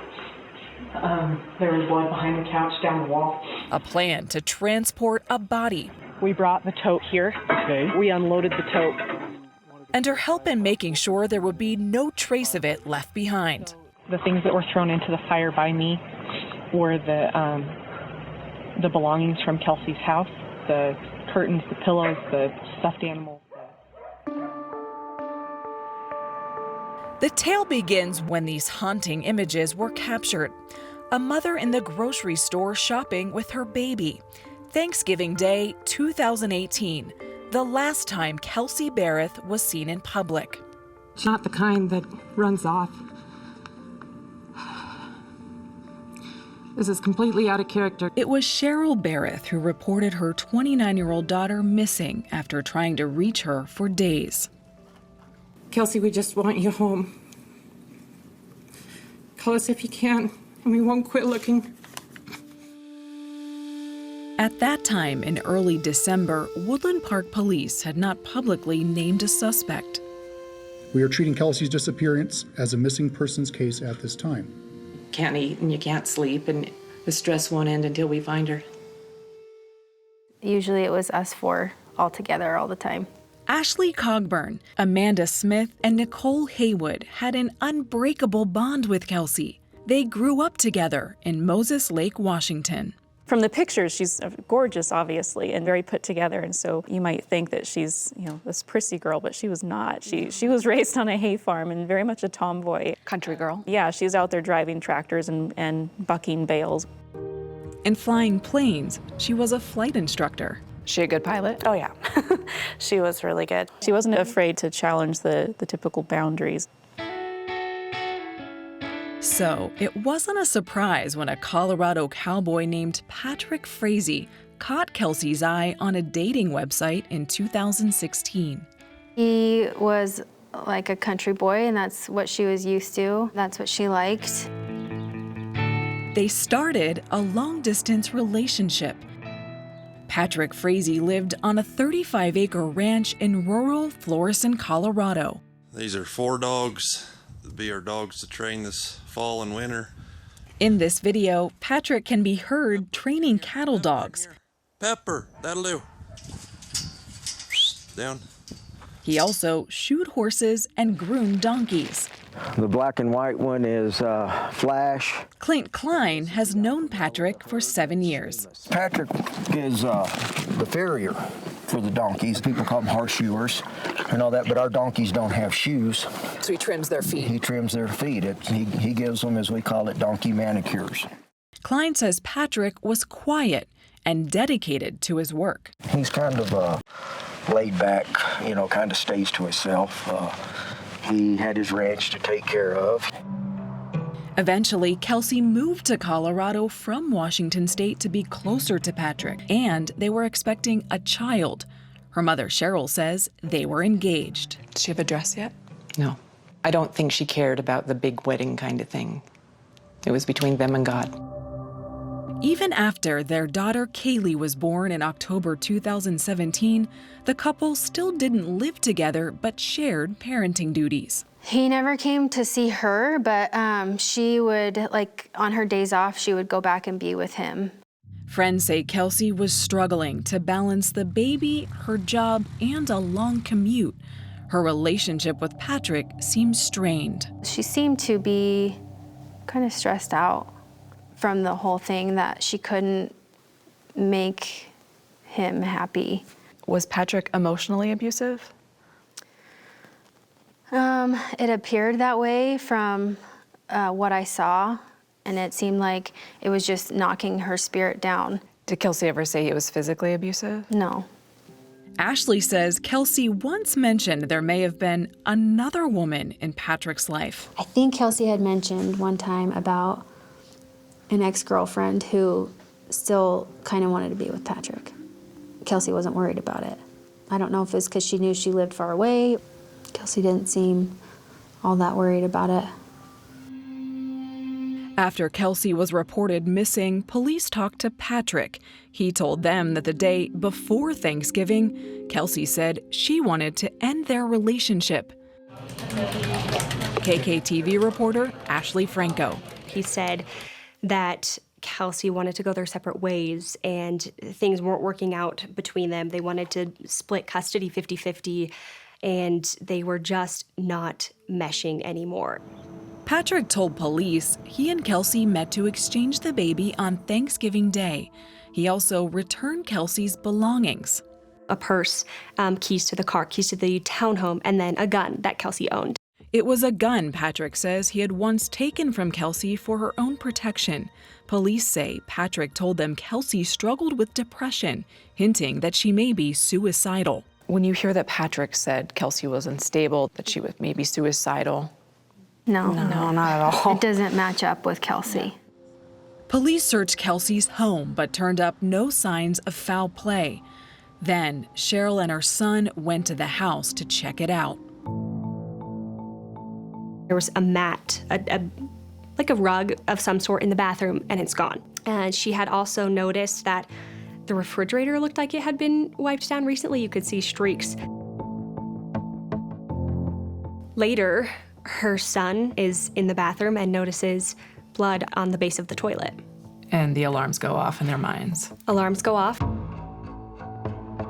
Kelsey's mother, Cheryl, alerted investigators who returned to the house. This time, they used chemicals to detect the presence of blood. They found trace amounts of blood everywhere in the bathroom. Do we know whose blood?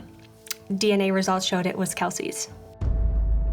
Investigators believed Kelsey had been murdered, but they needed more evidence. A closer look at Kelsey and her fiancé's cell phone activity Thanksgiving weekend would lead them to her suspected killer.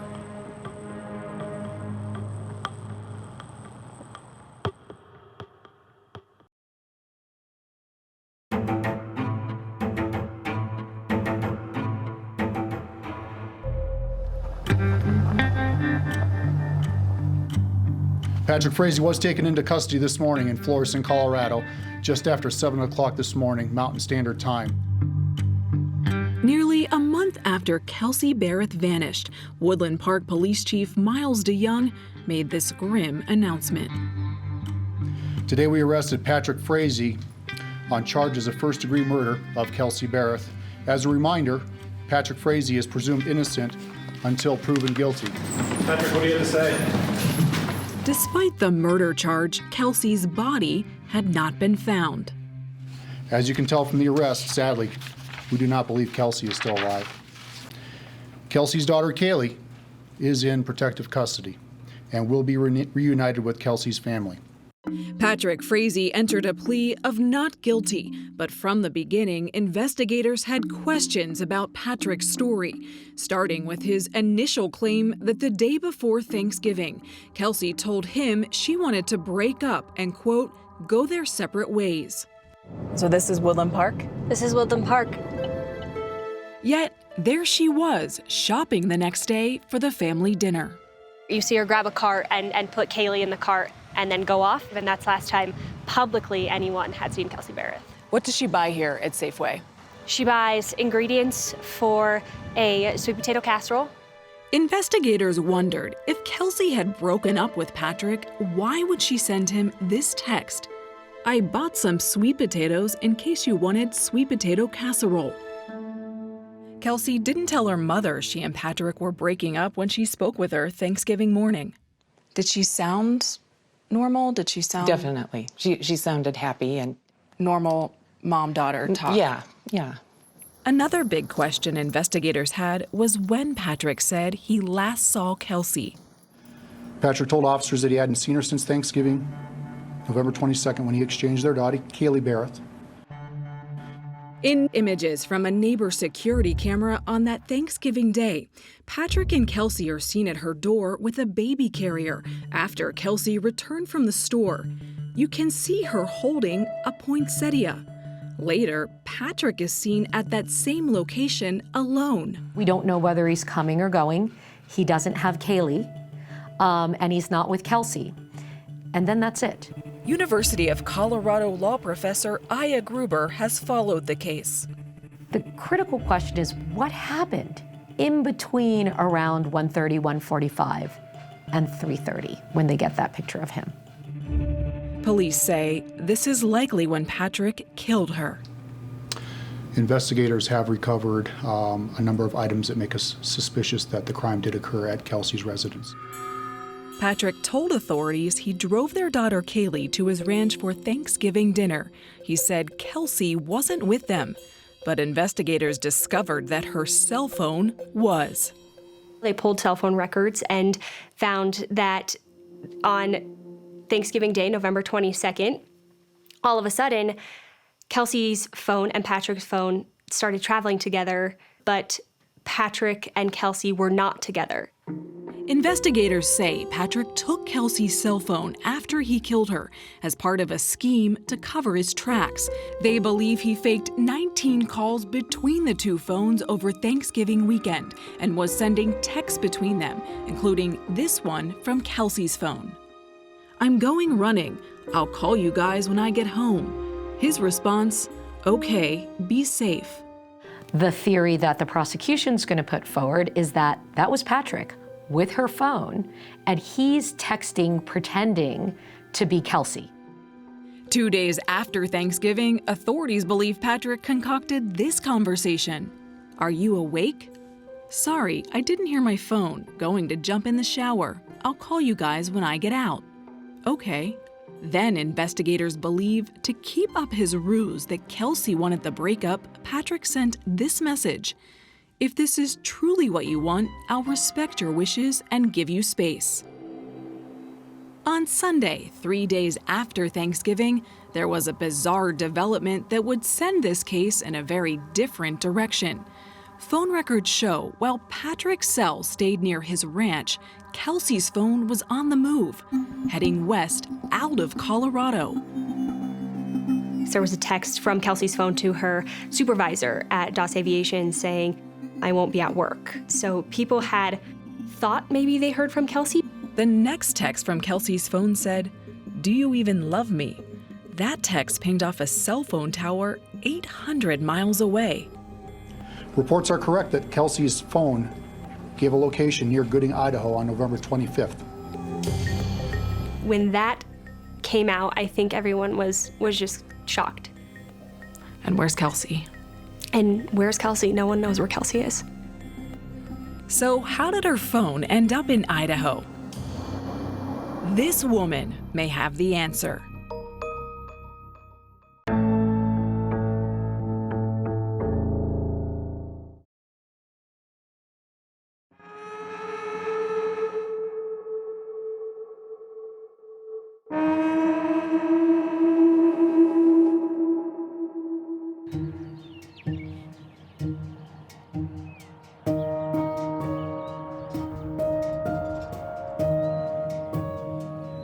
It was startling news when investigators revealed that 3 days after Kelsey Berreth was last seen, her cell phone had pinged in Gooding, Idaho, 800 miles from her home. Tonight, we have new information about a 32-year-old Twin Falls woman that may have helped Patrick Frazee cover up the disappearance and alleged murder of his fiancée, Kelsey Berreth. At the time of Kelsey's disappearance, phone records show that Patrick was in touch with this woman, Crystal Kenny Lee. Crystal was a nurse and avid horsewoman who grew up here. This is Crystal's world. KMVT news director and weekend cowboy, Cade Atwood. We work hard to be able to do this on the weekends. Crystal and her family are a big part of the rodeo community, a very prominent family. Talk horses, and you're speaking her love language, you know. Michelle Stein is Crystal's best friend. Horses are her life. She loves horses. Take a look at this! And in Idaho, where rodeo rules, Crystal was royalty. In 2008, she was crowned Queen of the Magic Valley Rodeo. She was so loved. Laura Stutzman has known Crystal since she was a teenager. Crystal was so kind with everybody that it was just so difficult to turn her down in any way. Crystal had a reputation of getting what she wanted? No, I wouldn't say it was a reputation of getting what she wanted. Crystal worked so hard at everything she did to try to do everything completely correct. Authorities believed that it was Crystal who traveled to Idaho with Kelsey's phone. But when the FBI made their initial call to Crystal, she said she had no idea who Kelsey Berreth was. She also denied knowing Patrick Frazee. Then she changed her story. They asked her, when was the last time you talked to him? And she said, I don't know, I'd have to look at my phone. And then says, oh, in the last month. And investigators are thinking, okay, but we already know that your phone has called his phone multiple times in the last few weeks. She says, I don't have a personal relationship with Patrick Frazee. I've gone to Colorado and looked at a few of his horses, and that's the extent of our relationship. She lies. She lies. Turns out, Crystal Lee and Patrick Frazee had a long history. They met after high school. Then, 8 months before Kelsey disappeared, Crystal and Patrick's relationship heated up. Crystal was recently divorced with 2 children. She had been out here multiple times to see him, and it was a type of affair. What did Crystal say about Patrick? Was she in love with him? I think she was, to a point. During During the investigation, the FBI got a tip that Michelle had explosive information about the case. She says Crystal called and confided in her about a disturbing conversation she and Patrick had a month before Kelsey disappeared. She was very, very upset, very distraught. She had told me that he had asked her to take care of his baby mama. And you took that to mean, or she took that so to I mean? was like, well, I was in shock at first because people, who says that? Nobody says that. So I was like, wait, what? And she said, yeah, he asked me if I would kill the mother of his baby. I mean, what are you thinking at that point? I was just in shock and disbelief. What was Crystal's tone when she was telling you this? She was bawling. She was crying. She was extremely upset and scared. Michelle says she asked Crystal why Patrick wanted to kill Kelsey. He had told her it was because she wanted to take him back to court to get custody of the baby. And he was in fear that she was going to harm the baby. Investigators found no proof Kelsey had harmed her daughter, but did find evidence that Patrick had planned to challenge Kelsey for custody and believe that may have been his motive for murder. Michelle says she pushed Crystal to call the police. I kept telling her, I think you need to call and tell somebody. See, you gotta understand, I'm trusting her to do the right thing. But I think, Michelle, people watching will say, call the police. Say, you need to talk to my friend. Someone's asking her to kill someone. You're right. Okay, of course the viewers are gonna think that. But do you have regret? Of course I regret it. I regret it every day. Oh my God, I would do anything to have stopped that somehow. Kelsey had been gone about a month before Michelle talked to the FBI. And when the FBI went back at Crystal a second time, she too was ready to talk. I think at that point she kind of knows I have to come clean. But first, Crystal wanted a deal. In exchange for her testimony against Patrick, she agreed to plead guilty to evidence tampering. She admitted to getting rid of the gun, to tossing Kelsey's keys in a canyon, and destroying her phone. It's a tampering with evidence charge, which is a minor charge compared to murder or, accessory to murder or attempted murder. She only faces, at max, 3 years in prison. This is a pretty good deal that she gets. What Crystal revealed to investigators would become the center of the prosecution's case against Patrick Frazee. When I first walked in, I saw blood all over the floor. I saw blood up the wall.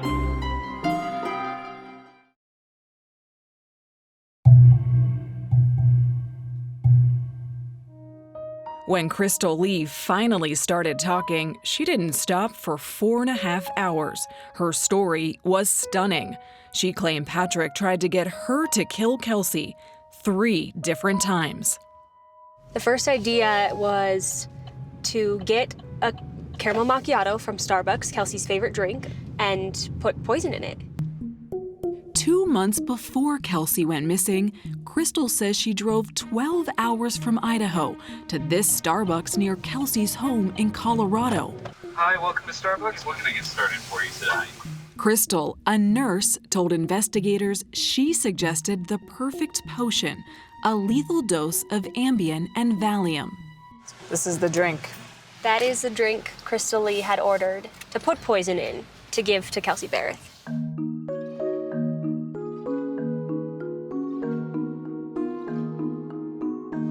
So Crystal brings this Starbucks caramel macchiato right here. Waits in the alleyway, walks up to Kelsey's door, knocks on the door, and Kelsey opens it? Kelsey opens it, tells Kelsey this elaborate story. She says, I'm new to the neighborhood. Someone had told me that you had helped get my dogs out of trouble. And Kelsey says, no, I didn't do that. Does Kelsey take the coffee? Allegedly, Kelsey takes the coffee inside and closes the door. And from there, we don't know what Kelsey does with the coffee. But Crystal says she couldn't do it. She didn't poison the coffee. And when Patrick found out, he was angry. He was furious.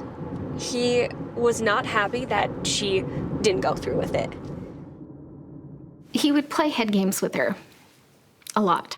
Crystal's best friend, Michelle Stein. He just had a way of manipulating her into doing things. After Crystal said she couldn't go through with the poison plan, she told investigators Patrick came up with a different idea. He says, I have a metal pipe that I'll leave outside my property that you can come pick up. And I want you to go wait for Kelsey at her townhome. And when she comes, hit her on the back of the head. The way Crystal tells it, she drove to Kelsey's house with that metal pipe, but didn't attack her and drove back to Idaho. A week later, she says Patrick called with a new murder plan. Once again, Crystal drove from Idaho to Kelsey's Colorado townhouse. Crystal claims she waited for Kelsey outside her home, this time with an aluminum baseball bat. But just like her earlier attempts, she says she chickened out. It's just hard to believe these stories. They seem outlandish and wild. Phone records show Patrick called Crystal in Idaho around 4:30 on Thanksgiving Day. Crystal said he told her, "You need to get out here now. You got a mess to clean up." Crystal says that she can't come out that same day, but will come out a few days later. She's in Idaho, loads up the car with cleaning supplies, bleach, hair nets, gloves, trash bags. She basically brought the equivalent of a hazmat suit and every sort of cleaning product that one might see in one of those TV shows about how to clean up a crime scene.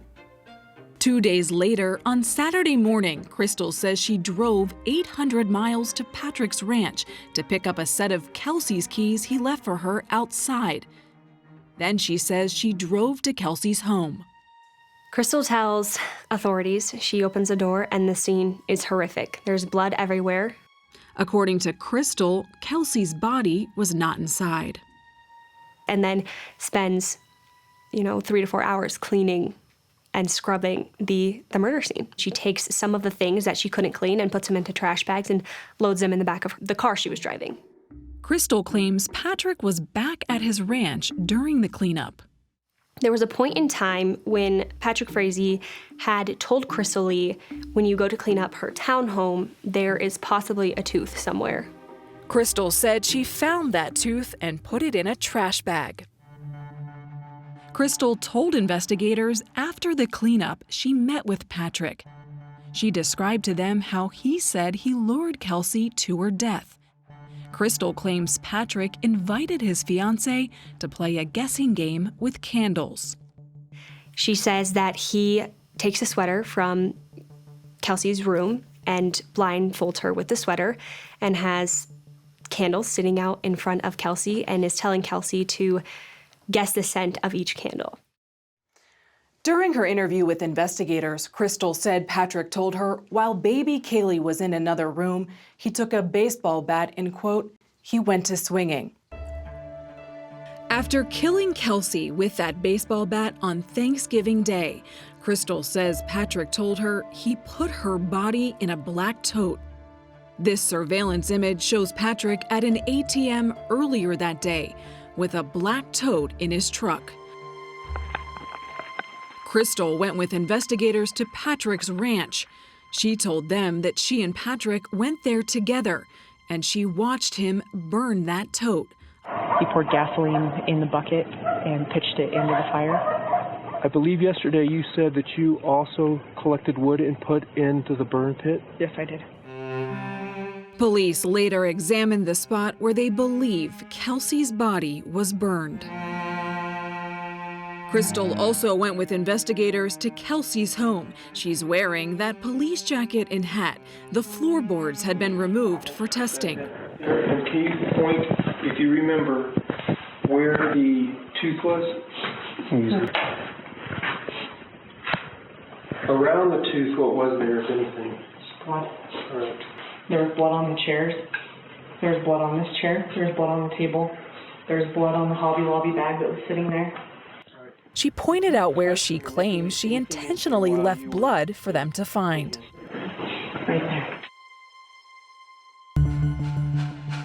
On December 21st, 2018, Patrick was arrested at his ranch and charged with Kelsey's murder. This is a case without a body.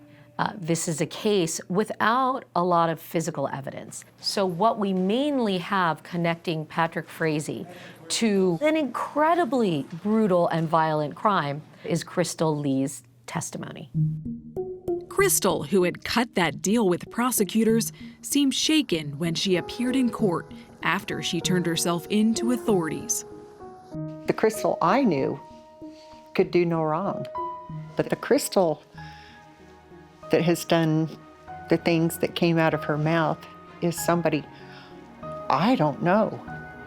And that leaves Laura Stutzman with one question: why?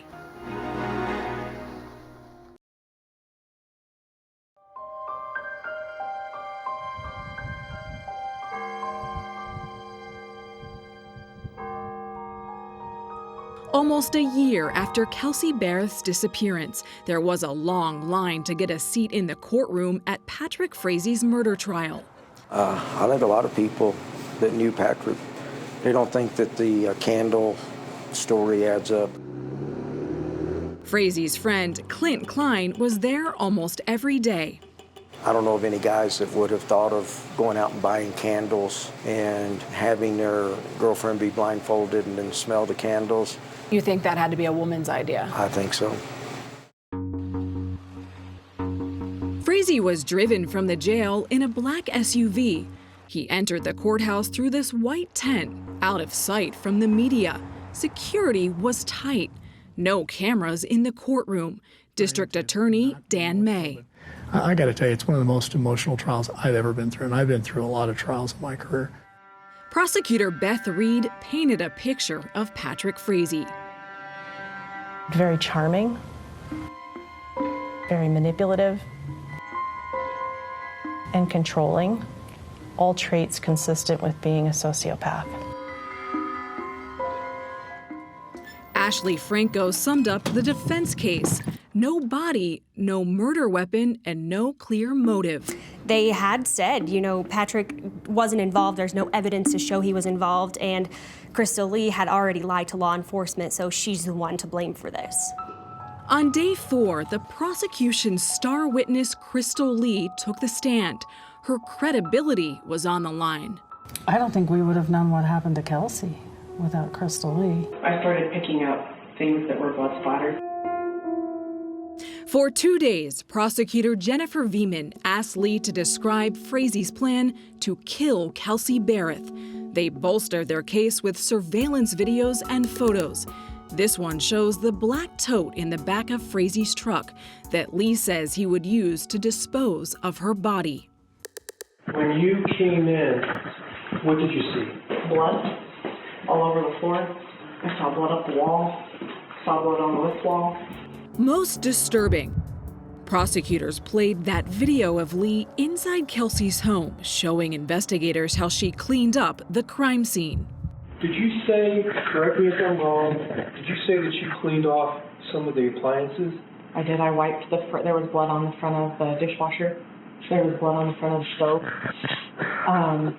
There was, that cinnamon roll pan had blood on the tinfoil. They had pulled up the floorboards where they found Kelsey's blood. They showed video of a hay barn where Lee says Frazee hid Kelsey's body in that tote overnight. A cadaver dog alerted to the area. This is a surveillance image of Frazee at a gas station. Lee says he was buying gas to start a fire. We brought the tote here. Okay. We unloaded the tote. Okay. Kelsey's body was moved to Frazee's ranch. Were you present when he started the fire? Yes, I was. Okay. This is the video that shows how Lee says she helped Frazee burn Kelsey's body in that black tote. What about the accelerant? Gas. Okay. And burned evidence, including Kaylee's toys and Kelsey's blood-stained Bible. Do you remember what the books were by just... One of them was her, I would imagine it was a Bible. Experts say a human female tooth fragment was recovered from Frazie's ranch near the burn site, but there wasn't enough DNA to determine a profile.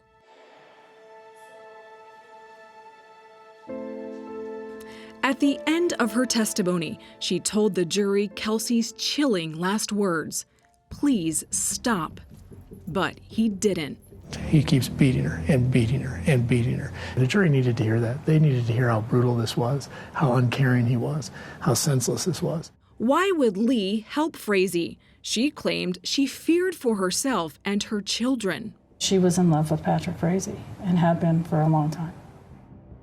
As the trial went on and we saw that dark side of Patrick Frazee that Crystal saw, that Kelsey saw, I think you can understand some of that fear. I don't know that we'll ever understand entirely why she did what she did. It's fairly inexplicable. Perhaps the most shocking testimony came from a surprise prosecution witness. Your last witness, I think jaws dropped when he started testifying. Tell me about him. We didn't know about him.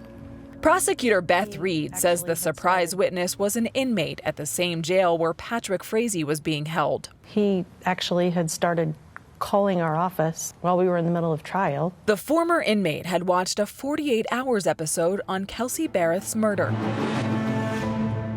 Turns out, he says, Frazee gave him a hit list. Some of the names handwritten on paper towels he was instructed to flush. Describe to me what was in the 16 notes passed between Patrick and the former inmate. Well, they were requests that a certain number of witnesses needed to disappear. But it was very specific as to Crystal Lee, graphic descriptions of what needed to happen to Crystal Lee. He described putting a bullet in her head. Also on Frazee's hit list, Crystal Lee's best friend, Michelle Stein, and Kelsey's mother, Cheryl Berreth. What does that say about Patrick Frazee? It says that Patrick will do whatever he wants to get whatever he wants. The defense called no witnesses. Frazee chose not to testify. The case went to the jury. After 3.5 hours of deliberations, a verdict. A verdict is in this 11 breaking news alert. The jury says they unanimously found Patrick Frazee guilty of first-degree murder. Frazee was found guilty of first-degree murder, sentenced to life in prison plus 156 years.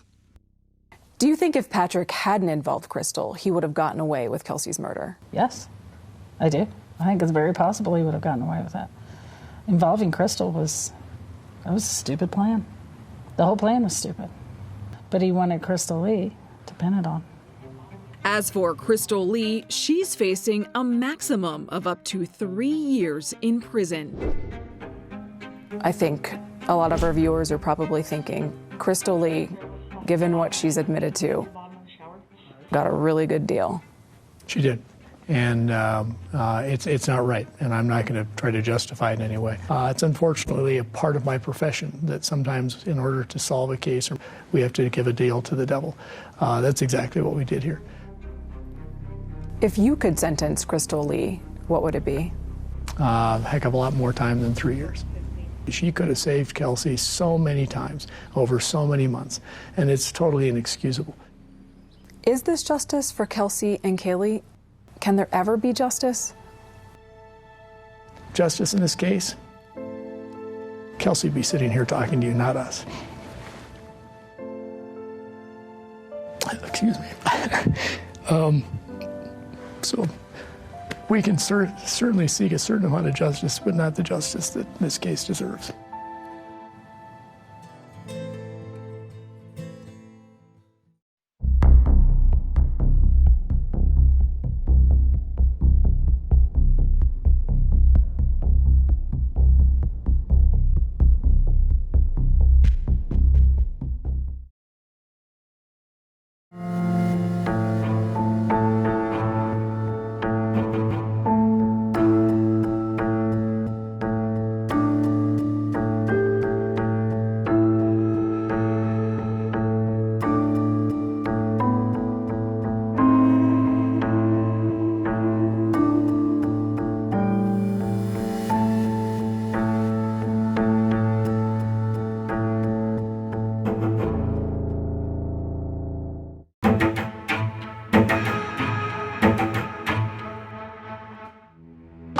always been terrified, still am, of water, dark water, sea water.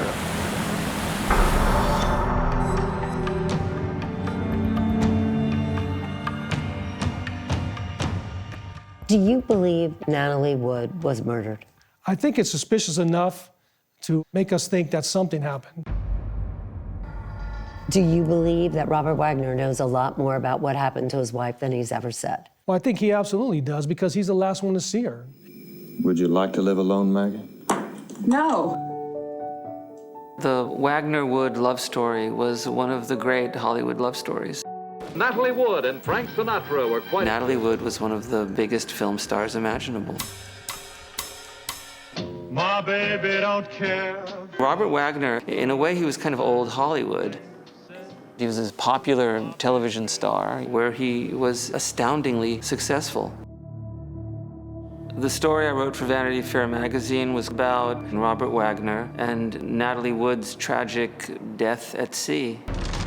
It was just one of the most stunning, staggering events in Hollywood.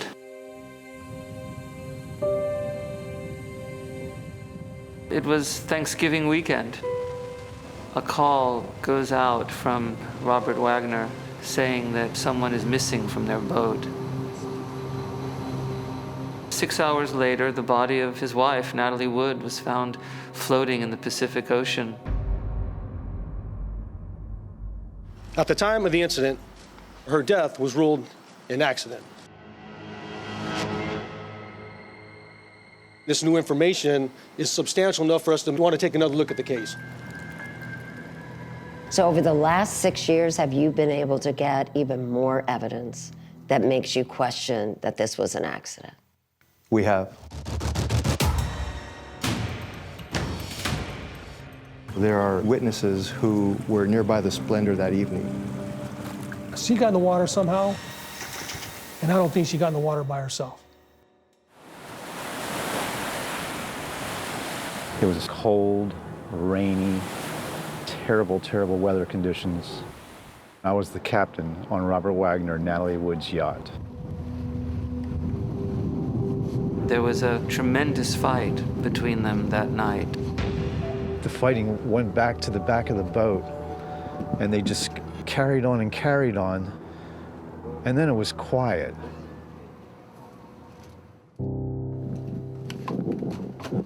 I went down below, and she wasn't there.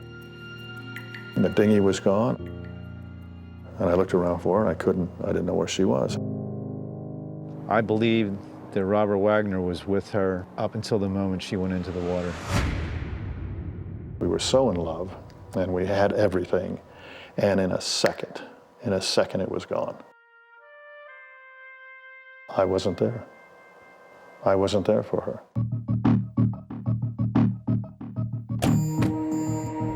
There were a number of bruises that appeared to be fresh. She slipped and hit the step and then rolled in. That's what we think happened. She looked like the victim of an assault.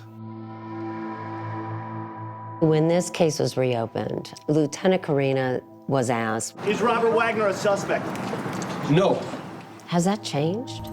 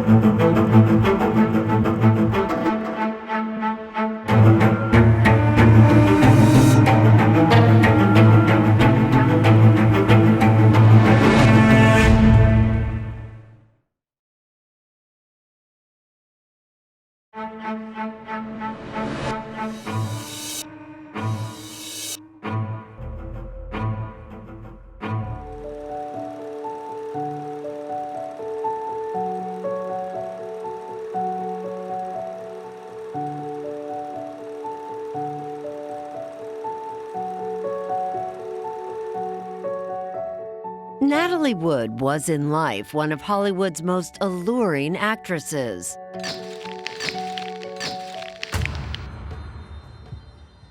In death, She still reigns, but now is one of its most enduring mysteries. Actress Natalie Wood is dead at 43, the apparent victim of a drowning accident off Santa Catalina Island in California. In 1981, Natalie Wood's death was quickly dismissed as an accidental drowning. But rumors and allegations of foul play, fueled in great part by the boat's captain, Dennis DeVerne, have never gone away. And I just didn't want my whole life to go by without having the truth come out. So in 2011, 30 years after Wood's death, DeVerne and more than 700 others signed a petition addressed to the Los Angeles County Sheriff's Department, outlining what they consider flaws in the original investigation. It was already determined to be an accidental drowning, but the information we received made us want to take another look at the case. About 9 months after the investigation was reopened, another stunning announcement. The medical examiner's office changed the manner of death from accident to undetermined, triggering an avalanche of news coverage and unleashing a flood of new leads. Because of the press conferences we had, we found a lot more clues, a lot more evidence, a lot more witnesses. For more than 6 years, veteran homicide detective Ralph Hernandez and Lieutenant John Carina doggedly pursued this case. 6 years later, we've followed up on all the clues, over 100, 150 clues we've got followed up on, talked to a lot of people. These detectives even traveled to Hawaii twice to comb the Wagner's yacht for clues. It was docked there by its new owner.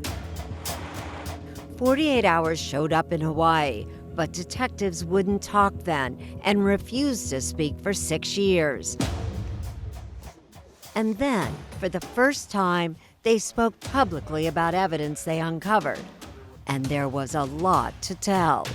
Does that evidence lead you to believe that whatever happened to Natalie Wood was not an accident? Well, it does. It actually confirms my suspicions even more that what was originally reported isn't exactly what happened. They point to the numerous bruises on Natalie Wood's body that were photographed and noted in the autopsy report. It's some of those bruises and where they were located that played a big part in convincing a medical examiner to change the manner of death. Why are all these bruises suspicious to you? Because she looked like the victim of an assault. Another red flag? The story the three men on the boat, Captain Dennis DeVerne, actor Christopher Walken, and Robert Wagner, told the original investigators. It didn't fit the smell test, it didn't make sense. All three told the police that they assumed Natalie had left the Splendor on the yacht's dinghy, despite the late hour and stormy weather. That didn't even make any sense to me. Why would Natalie Wood, this big movie star, try to go out in a dinghy in the middle of the night in her socks, in her pajamas, at midnight, in rough seas? Is there any possibility that she would get in that boat and leave? No. Not with a gun to her head. That story also makes no sense to Natalie's younger sister, actress and former Bond girl. Hi, I'm Plenty. Lana Wood. But of course you are. Plenty O'Toole. Natalie reportedly had never operated the dinghy on her own, and there was that well-documented lifelong fear of dark water. I've always been terrified, still am, of water, dark water, seawater.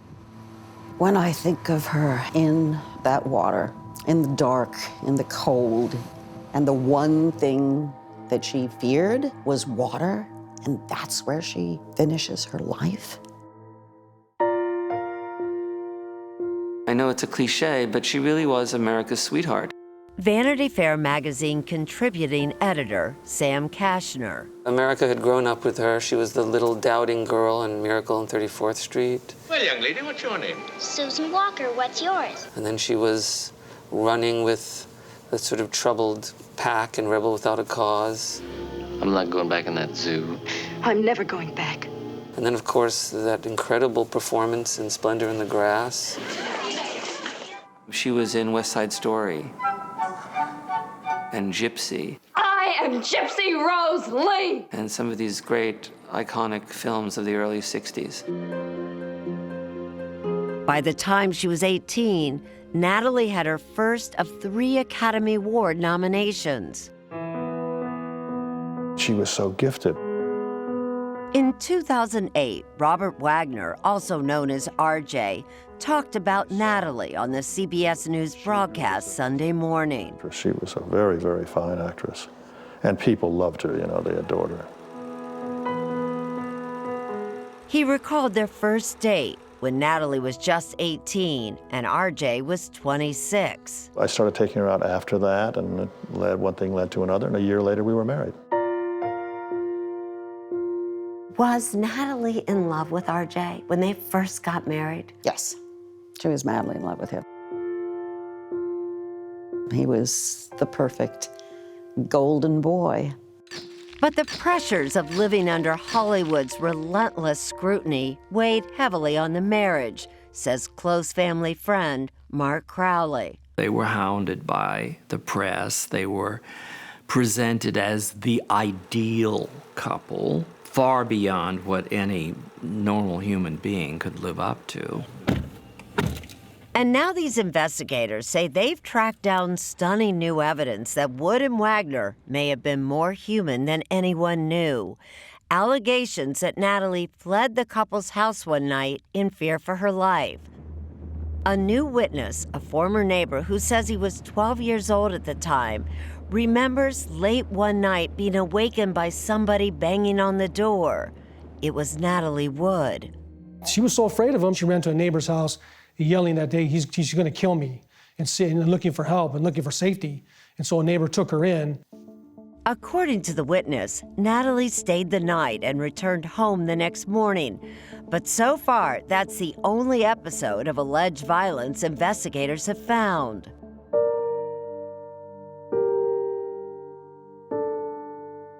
After just 4 years, the couple's first marriage came to a bitter end. And Natalie began dating Hollywood heartthrob Warren Beatty. His career was on fire, and our relationship was gone, and why not? He was in love with her. Wagner admitted that Natalie's stardom and his own insecurities probably tore them apart. It was basically my inadequacy that didn't make it work. It made me feel very sad and very brokenhearted, and I felt that I had failed in the relationship, and I never thought that I'd ever get it back again. Both of them were besotted with each other. After they got divorced, they went on to other partners and had children.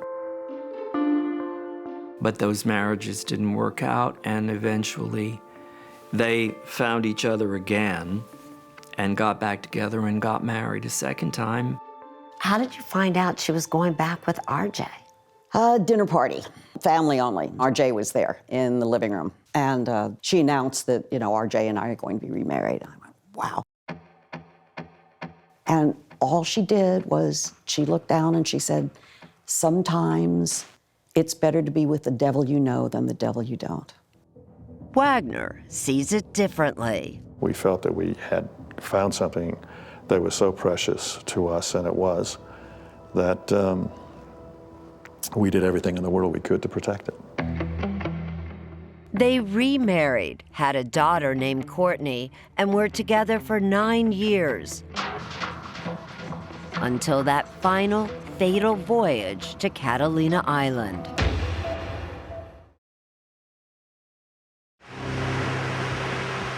On a miserable, cold and rainy Friday in November, the Splendor departed Marina del Rey with Natalie Wood, Robert Wagner, Captain Dennis DeVerne, and one of Hollywood's hottest young actors, Christopher Walken. As soon as Chris Walken walked up the gangplank to the Splendor in his pea coat with the collar turned up, Robert Wagner took an instant dislike to him. Chris was fresh off winning the Academy Award for The Deer Hunter. God damn it! What is it? He was now shooting a film with Natalie. It's me. And there were rumors of an affair. You could see a little bit of jealousy from Robert Wagner. It just kept getting more tense every minute of the day. He felt that Natalie was paying way more attention to Christopher Walken than she was paying attention to him. When the Splendor docked at Catalina Island, Wood, Wagner, and Walken went ashore to the town of Avalon and began drinking heavily. We spoke to Dennis DeVerne in 2011. The jealousy was under the surface until there was so much drinking that it started to come out, and it was obvious. Once back on the Splendor, DeVerne says the tension escalated. And now, for the first time, investigators say they have a new witness corroborating DeVerne's account. That Friday, someone on a nearby boat claims to have been close enough to see and hear a fight between the couple. Natalie, to this witness, appeared to be the aggressor in the argument, appeared to be intoxicated. Robert Wagner appeared to try and walk away from the argument. At the point that he's walking away, she actually fell down to one knee. DeVerne says the couple was fighting over whether to move the Splendor to the other side of Catalina Island. He wanted to move the boat at night, but she didn't want him driving the boat at night. It's kind of dangerous to do that, especially when it's so rough out there and rainy. Natalie said she wasn't going to stand for this, and would I take her to shore? Natalie had DeVerne take her on the dinghy to Avalon, where she desperately tried to get off the island. She did indeed call me on Friday night. She said, can you come and get me? And I said, what? She couldn't get a boat or a flight out of there because of the weather and the time of night, so she had to spend the night there. Unwilling to return to the Splendor that night, Natalie got 2 hotel rooms, one for her, one for DeVerne, and then reportedly spent the night crying on DeVerne's shoulder. She poured her heart out to him about how she was feeling. And according to Dennis, about some of the difficulties in their marriage, that it was becoming increasingly harder for her to deal with his professional jealousy. And what did Dennis tell you about that night? She was furious. She was talking about leaving him. Leaving him? Mm-hmm. Not just leaving for the weekend? No, leaving him, divorcing, leaving. He felt that if she had gone back to the mainland that night, she was so angry she would have divorced Wagner the next day. The next morning, Saturday, Natalie had a change of heart. She decided, well, hey, let's go back to the boat and let's see if we can smooth everything over here, and I'll make a nice breakfast.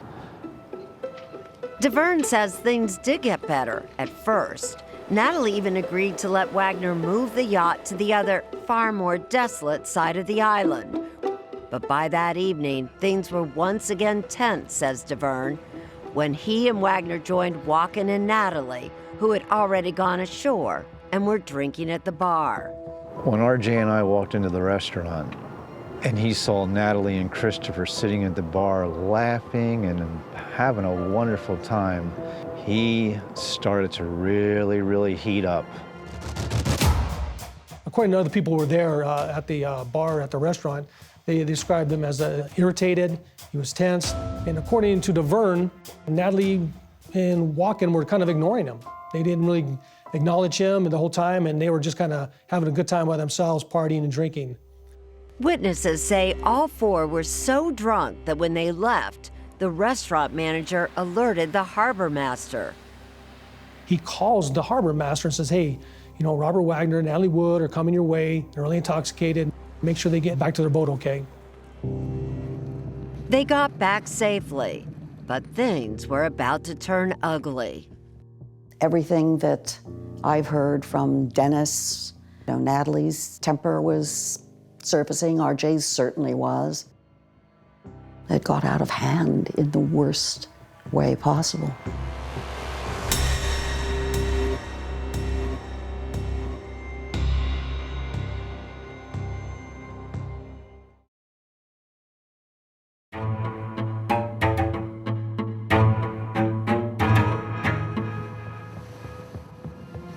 For more than 38 years, the sea has kept her secrets about the night Natalie Wood died. Secrets these investigators believe can be uncovered But with all the shifting stories, witnesses with failing memories, or long dead, Detective Hernandez knows time is running out. Why does a case that is now really more than 36 years old matter? Because somebody died, and no matter what, ultimately that's our job, to find the truth. Detective Hernandez and his partner, Kevin Lowe, now retired, brought their key witness, Dennis DeVerne, all the way to Hawaii where the boat was docked. And there he reenacted his version of events. They spent a full day photographing, measuring, researching. We wanted to take Dennis DeVerne there just to see what, kind of jog his memory and see what details, and again, get his perspective. DeVerne is a crucial but problematic witness. After initially telling police one thing, he changed his story, sold it to tabloid magazines, and collaborated on a tell-all book. But DeVerne claims he was motivated by his conscience, not greed. I really don't just want money. What I really wanted is to give Natalie a voice. You find him credible? I find his story in his version of events when he talked to us, everything fit. It makes more sense of what happened and is corroborated by other people. DeVerne told investigators that problems between Robert Wagner and his wife, building for 2 days, exploded when they returned to the Splendor after dinner. Natalie, by then in her flannel nightgown and warm socks, joined Walken, DeVerne, and Wagner in the salon, the living area of the boat. Natalie puts on the kettle to have a cup of tea. I light a couple candles. I opened a bottle of wine. Natalie and Christopher continued to giggle, just having fun. And then Robert Wagner, out of the clear blue, picked up the bottle of wine and smashed it. It breaks and goes everywhere, and he yells at Walken, "What are you trying to do, my wife?" Everything just kind of stops. Natalie, she said, "I cannot take this," and she went into her room. According to DeVerne, Christopher Walken also went to his room. Then RJ went into the room, Natalie and RJ's room, started arguing, yelling, things being thrown about. At that point, DeVerne also leaves and goes up to the bridge at the top of the boat, says Lieutenant Karina. He hears them arguing, the arguing's getting louder, and he hears a lot of thumping. He says it sounds to him like there's like a physical fight going on inside there. To the point where he's so concerned, he walks back down and he knocks on the door. And Robert Wagner opens the door and he says, he has this crazy look on his face, and he says, "Is everything okay, boss?" And he's like, "Go away." He looks so angry. He says, "I was worried about my own safety that I left. I went back up to the bridge." DeVerne told investigators that his line of sight was blocked by the boat's rain shield, but he heard everything. Fighting continued, and then to the back of the boat. I was concerned that something really bad was going down because the fighting, the arguing was so intense. Until 2017, DeVerne was the only person to put both Robert Wagner and Natalie Wood outside on the back of the boat, arguing Saturday night before she died. We have received information which we felt was substantial. But after the press conference reopening the case, investigators got a huge break. 2 new witnesses told detectives they not only heard the fight, one of them says she saw it. Saw figures on the back of the Splendor, a male and a female, whose voices they recognized as being Robert Wagner and Natalie Wood, arguing in the back of the boat. And how credible are these new witnesses? Oh, they're very credible. They have no reason to lie, and their story matches what Dennis DeVerne says. Like DeVerne, both witnesses say the argument stopped suddenly. And then all of a sudden there was nothing. Complete silence.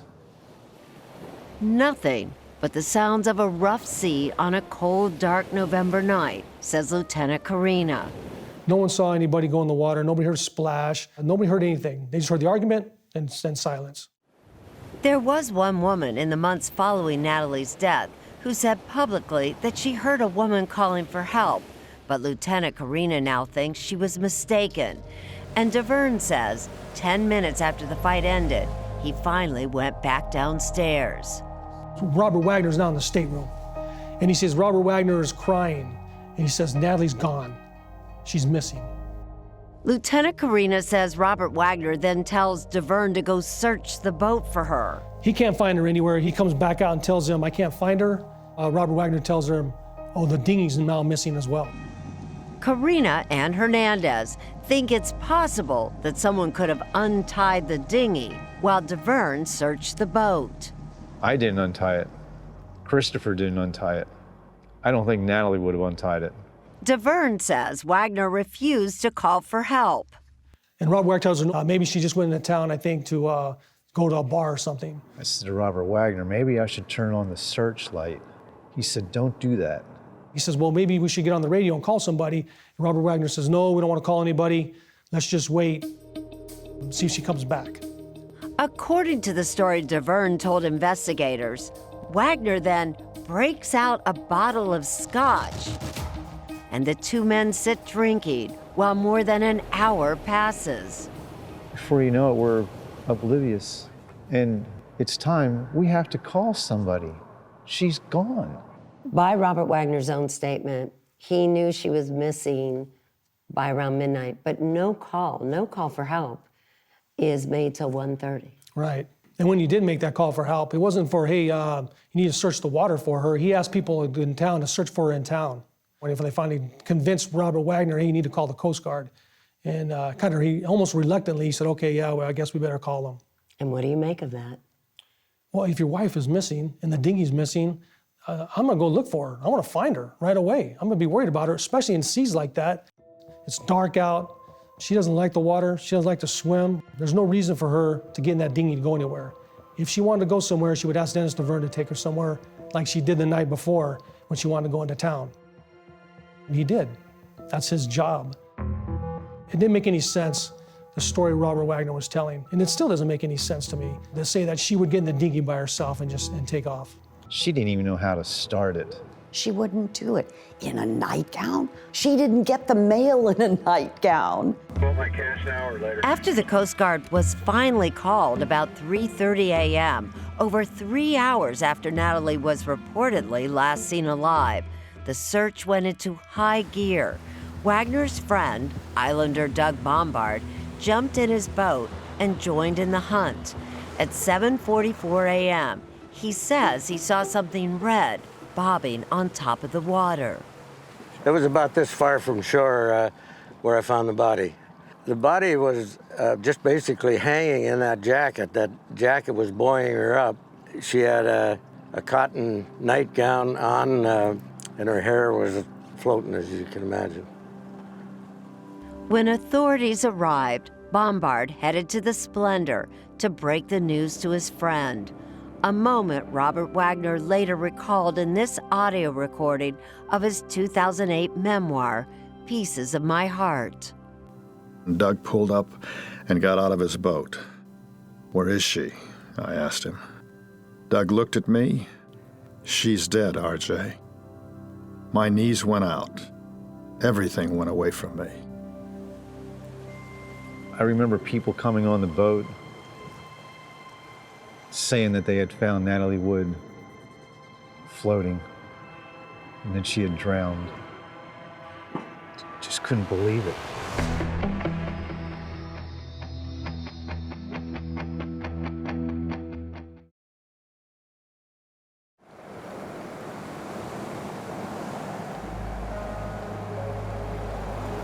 News of Natalie Wood's sudden death at the age of 43 quickly spread across the globe. Family friend Mark Crowley will never forget getting the call. When I picked up the phone, it was RJ, and he just screamed into the phone, "She's gone." I just couldn't believe it. Things like that don't happen, and they don't happen to my sister, my family, and they don't happen to Natalie Wood. It's not real. But it was all too real for Dennis DeVerne. Soon after the movie star was found floating face down in the waters off Blue Cavern Point, Robert Wagner and Christopher Walken left the island in a police helicopter, leaving DeVerne the grim task of identifying Natalie Wood's body. Robert Wagner asked me if I would identify her body, because he didn't want to. It was the eeriest feeling I've ever had in my life. To look at her laying there, lifeless. It was so disturbing. You would think he wanted to stick around and identify his wife and make sure her body was taken care of. That would be maybe what I would do. Maybe he's different. Karina understands that grief can do strange things to people, but that doesn't explain why, according to DeVerne, Wagner immediately came up with a story and told the men on the boat to stick to it. Robert Wagner was very serious about having the stories being the same. It was kind of like, here we are. Okay, Dennis, Christopher, me, this is what it is. Do you got it? That's what it is, okay? If all the stories are the same, there's really not too much to investigate. DeVerne says he now regrets going along with it, but Lieutenant Karina says he understands how it could have happened. DeVerne back then, people mischaracterized him as the captain of the boat. He's not the captain of the boat, he's a caretaker of the boat. Robert Wagner's the guy who pays him, and that's his meal ticket. If you look at Robert Wagner's statement at the time, they almost parrot each other. All three men initially told Dwayne Razier, the original detective, that they thought Natalie had taken the dinghy ashore. The detective told 48 Hours in 2011 that he believed them. I didn't doubt anything Robert Wagner told me at that time. Christopher Walken, he basically told me the same story. It was pretty well confirmed. They assumed that she went ashore. There was no mention of a fight. I saw the shattered glass and disarray, and I questioned Robert Wagner about that, and says it happened sometime during their travels, just due to the rough seas. I had no reason to question him any further. Detective Razier, who has since died, only interviewed Wagner one more time. It was the day after Natalie's funeral, at the actor's bedside with his attorney present.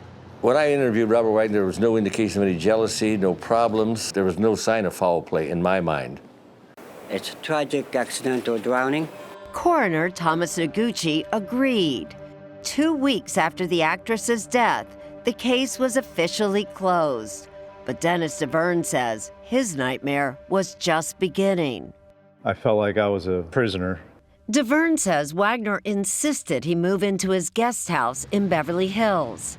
I was to stay indoors at all times, not communicate with anybody. I was in fear for my life because you never really knew what could happen.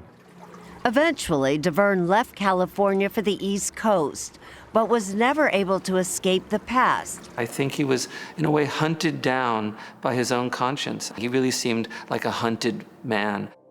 In the early 90s, Lana Wood says a tormented, seemingly inebriated Dennis DeVerne started calling her. What specifically did he tell you? He said it wasn't an accident. He said it was ugly.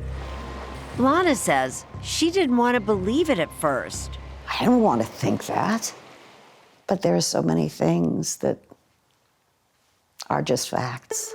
She has since become one of R.J. Wagner's harshest critics, going so far as to publicly accuse him of foul play. Do you think she was pushed in the water? Yes. Do you believe it was her husband, R.J. Wagner? Absolutely. Yes. Like DeVerne, Lana, who has a long, bitter history with Wagner, has been accused of exploiting Natalie's death for money and attention, something she denies. It's just time for the truth. It's time to stop the lies and the deception and the finger pointing. It's just not right. Do you think Robert Wagner has ever told the truth of exactly what happened? I haven't seen it. I haven't seen him tell the details that match all the other witnesses in this case. He's changed his story a little bit, And his version of events just don't add up to the evidence and the witnesses we found. Robert Wagner has never conceded that he had a fight with Natalie on the boat that night. But in his memoir, he did come clean about smashing that wine bottle, the one he originally told the police broke in rough seas. Walken and I got into an argument. At one point, I picked up a wine bottle, slammed it on the table, and broke it into pieces. Natalie was already below decks at that point. In Wagner's version of the story, he didn't smash that bottle in a jealous rage, as DeVerne claims, but in an argument with Walken over Natalie's career. In fact, he says she wasn't even in the room. I looked below. I saw Natalie was doing something with her hair. She was going to go to bed. And she shut the door. And Chris and I were still talking. When I went down below, she wasn't there. The dinghy was gone. And I looked around for her, and I didn't know where she was. Originally, he told the detective he thought Natalie had taken the dinghy and gone ashore. But that, like so many other details, has changed to what is now called the banging dinghy theory. Natalie was in the master cabin and heard the dinghy banging against the side. She got up to retie it. She slipped on the swim step on the stern and was either stunned or knocked unconscious and rolled into the water. The loose dinghy floated away. My theory fits the few facts we have. That story is 100% false. The dinghy really wasn't banging because it was tied off with 2 lines securely to the boat. The reality is, what does the evidence show? She wouldn't go back and, that's not her job. She would never go worry about the dinghy. She'd go tell Dennis DeVerne, hey, can you go tie that dinghy down? It's making noise. That's his job. 6 years of investigation, 4 new key witnesses, 2 determined investigators with a lot of questions for Robert Wagner. As we've investigated the case over the last 6 years, I think he's more of a person of interest now. We know now that he was the last person to be with Natalie before she disappeared.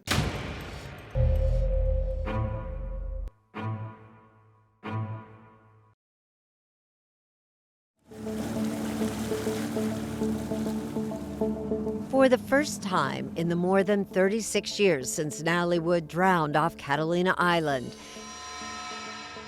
investigators called her husband a person of interest. But they stopped short of calling him a suspect. We have not been able to prove that this was a homicide, and we haven't been able to prove that this was an accident either. The ultimate problem is we don't know how she ended up in the water. The statutes of limitations have run out on all crimes except one, murder. And to prove murder, there has to be evidence that someone intentionally put Natalie in the water. Falling in by accident wouldn't count. If people knew that Natalie Wood was in the water and they didn't save her, they could have saved her and they didn't save her, would that be enough to bring charges in this case? No, that's not. Believe it or not, there's no duty to act. Believe me, if she had called out or she had made any noises or if we'd have heard anything, there were 3 of us there. We would have done something. Nobody heard anything. Still, investigators remain troubled by the evidence they do have, the witnesses who talk about a fight on the back of the boat, and the number and locations of fresh bruises on Natalie's body. I think I've been a cop long enough to see those appear to be assaultive in nature. Could the bruises have instead come from a drunken fall? Perhaps. But investigators think the circumstantial evidence, the fight, the alcohol, the jealousy, may suggest another scenario. Someone can get so enraged, they can't control their anger, and it's like a crime of passion. It just happens, and they didn't mean for it to happen, and then later on they're sorry about it, but it's too late. For his part, Christopher Walken has remained largely silent through the years.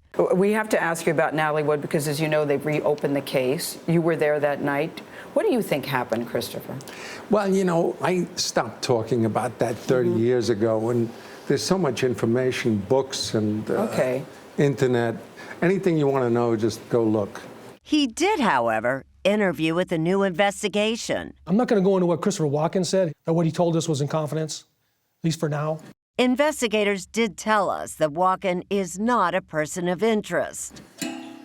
Despite several attempts to re-interview Robert Wagner, including a trip to Aspen where Wagner lives with his wife, actress Jill St. John, the investigators say the actor has refused to speak with them. Robert Wagner, of course, we want to talk to him and get his side of the story and try to clarify things. He's refused time and time again to talk to us. One part of Robert Wagner's story has never changed. He continues to insist Natalie Wood's death was an accident. But there is a part of him that blames himself. When you're in love, you're responsible for the other one. She's responsible for me, and I was responsible for her. And, you know, this accident that occurred, I wasn't there. I wasn't there for her. And that's always within me. It really does pain me to this day to know that she is gone when she really had a whole life in front of her. I was 35 when Natalie died, and I am now 71. Before my life is over, I would like to put Natalie's to rest by knowing the truth. By speaking out, Lieutenant Carina and Detective Hernandez are hoping new witnesses will come forward.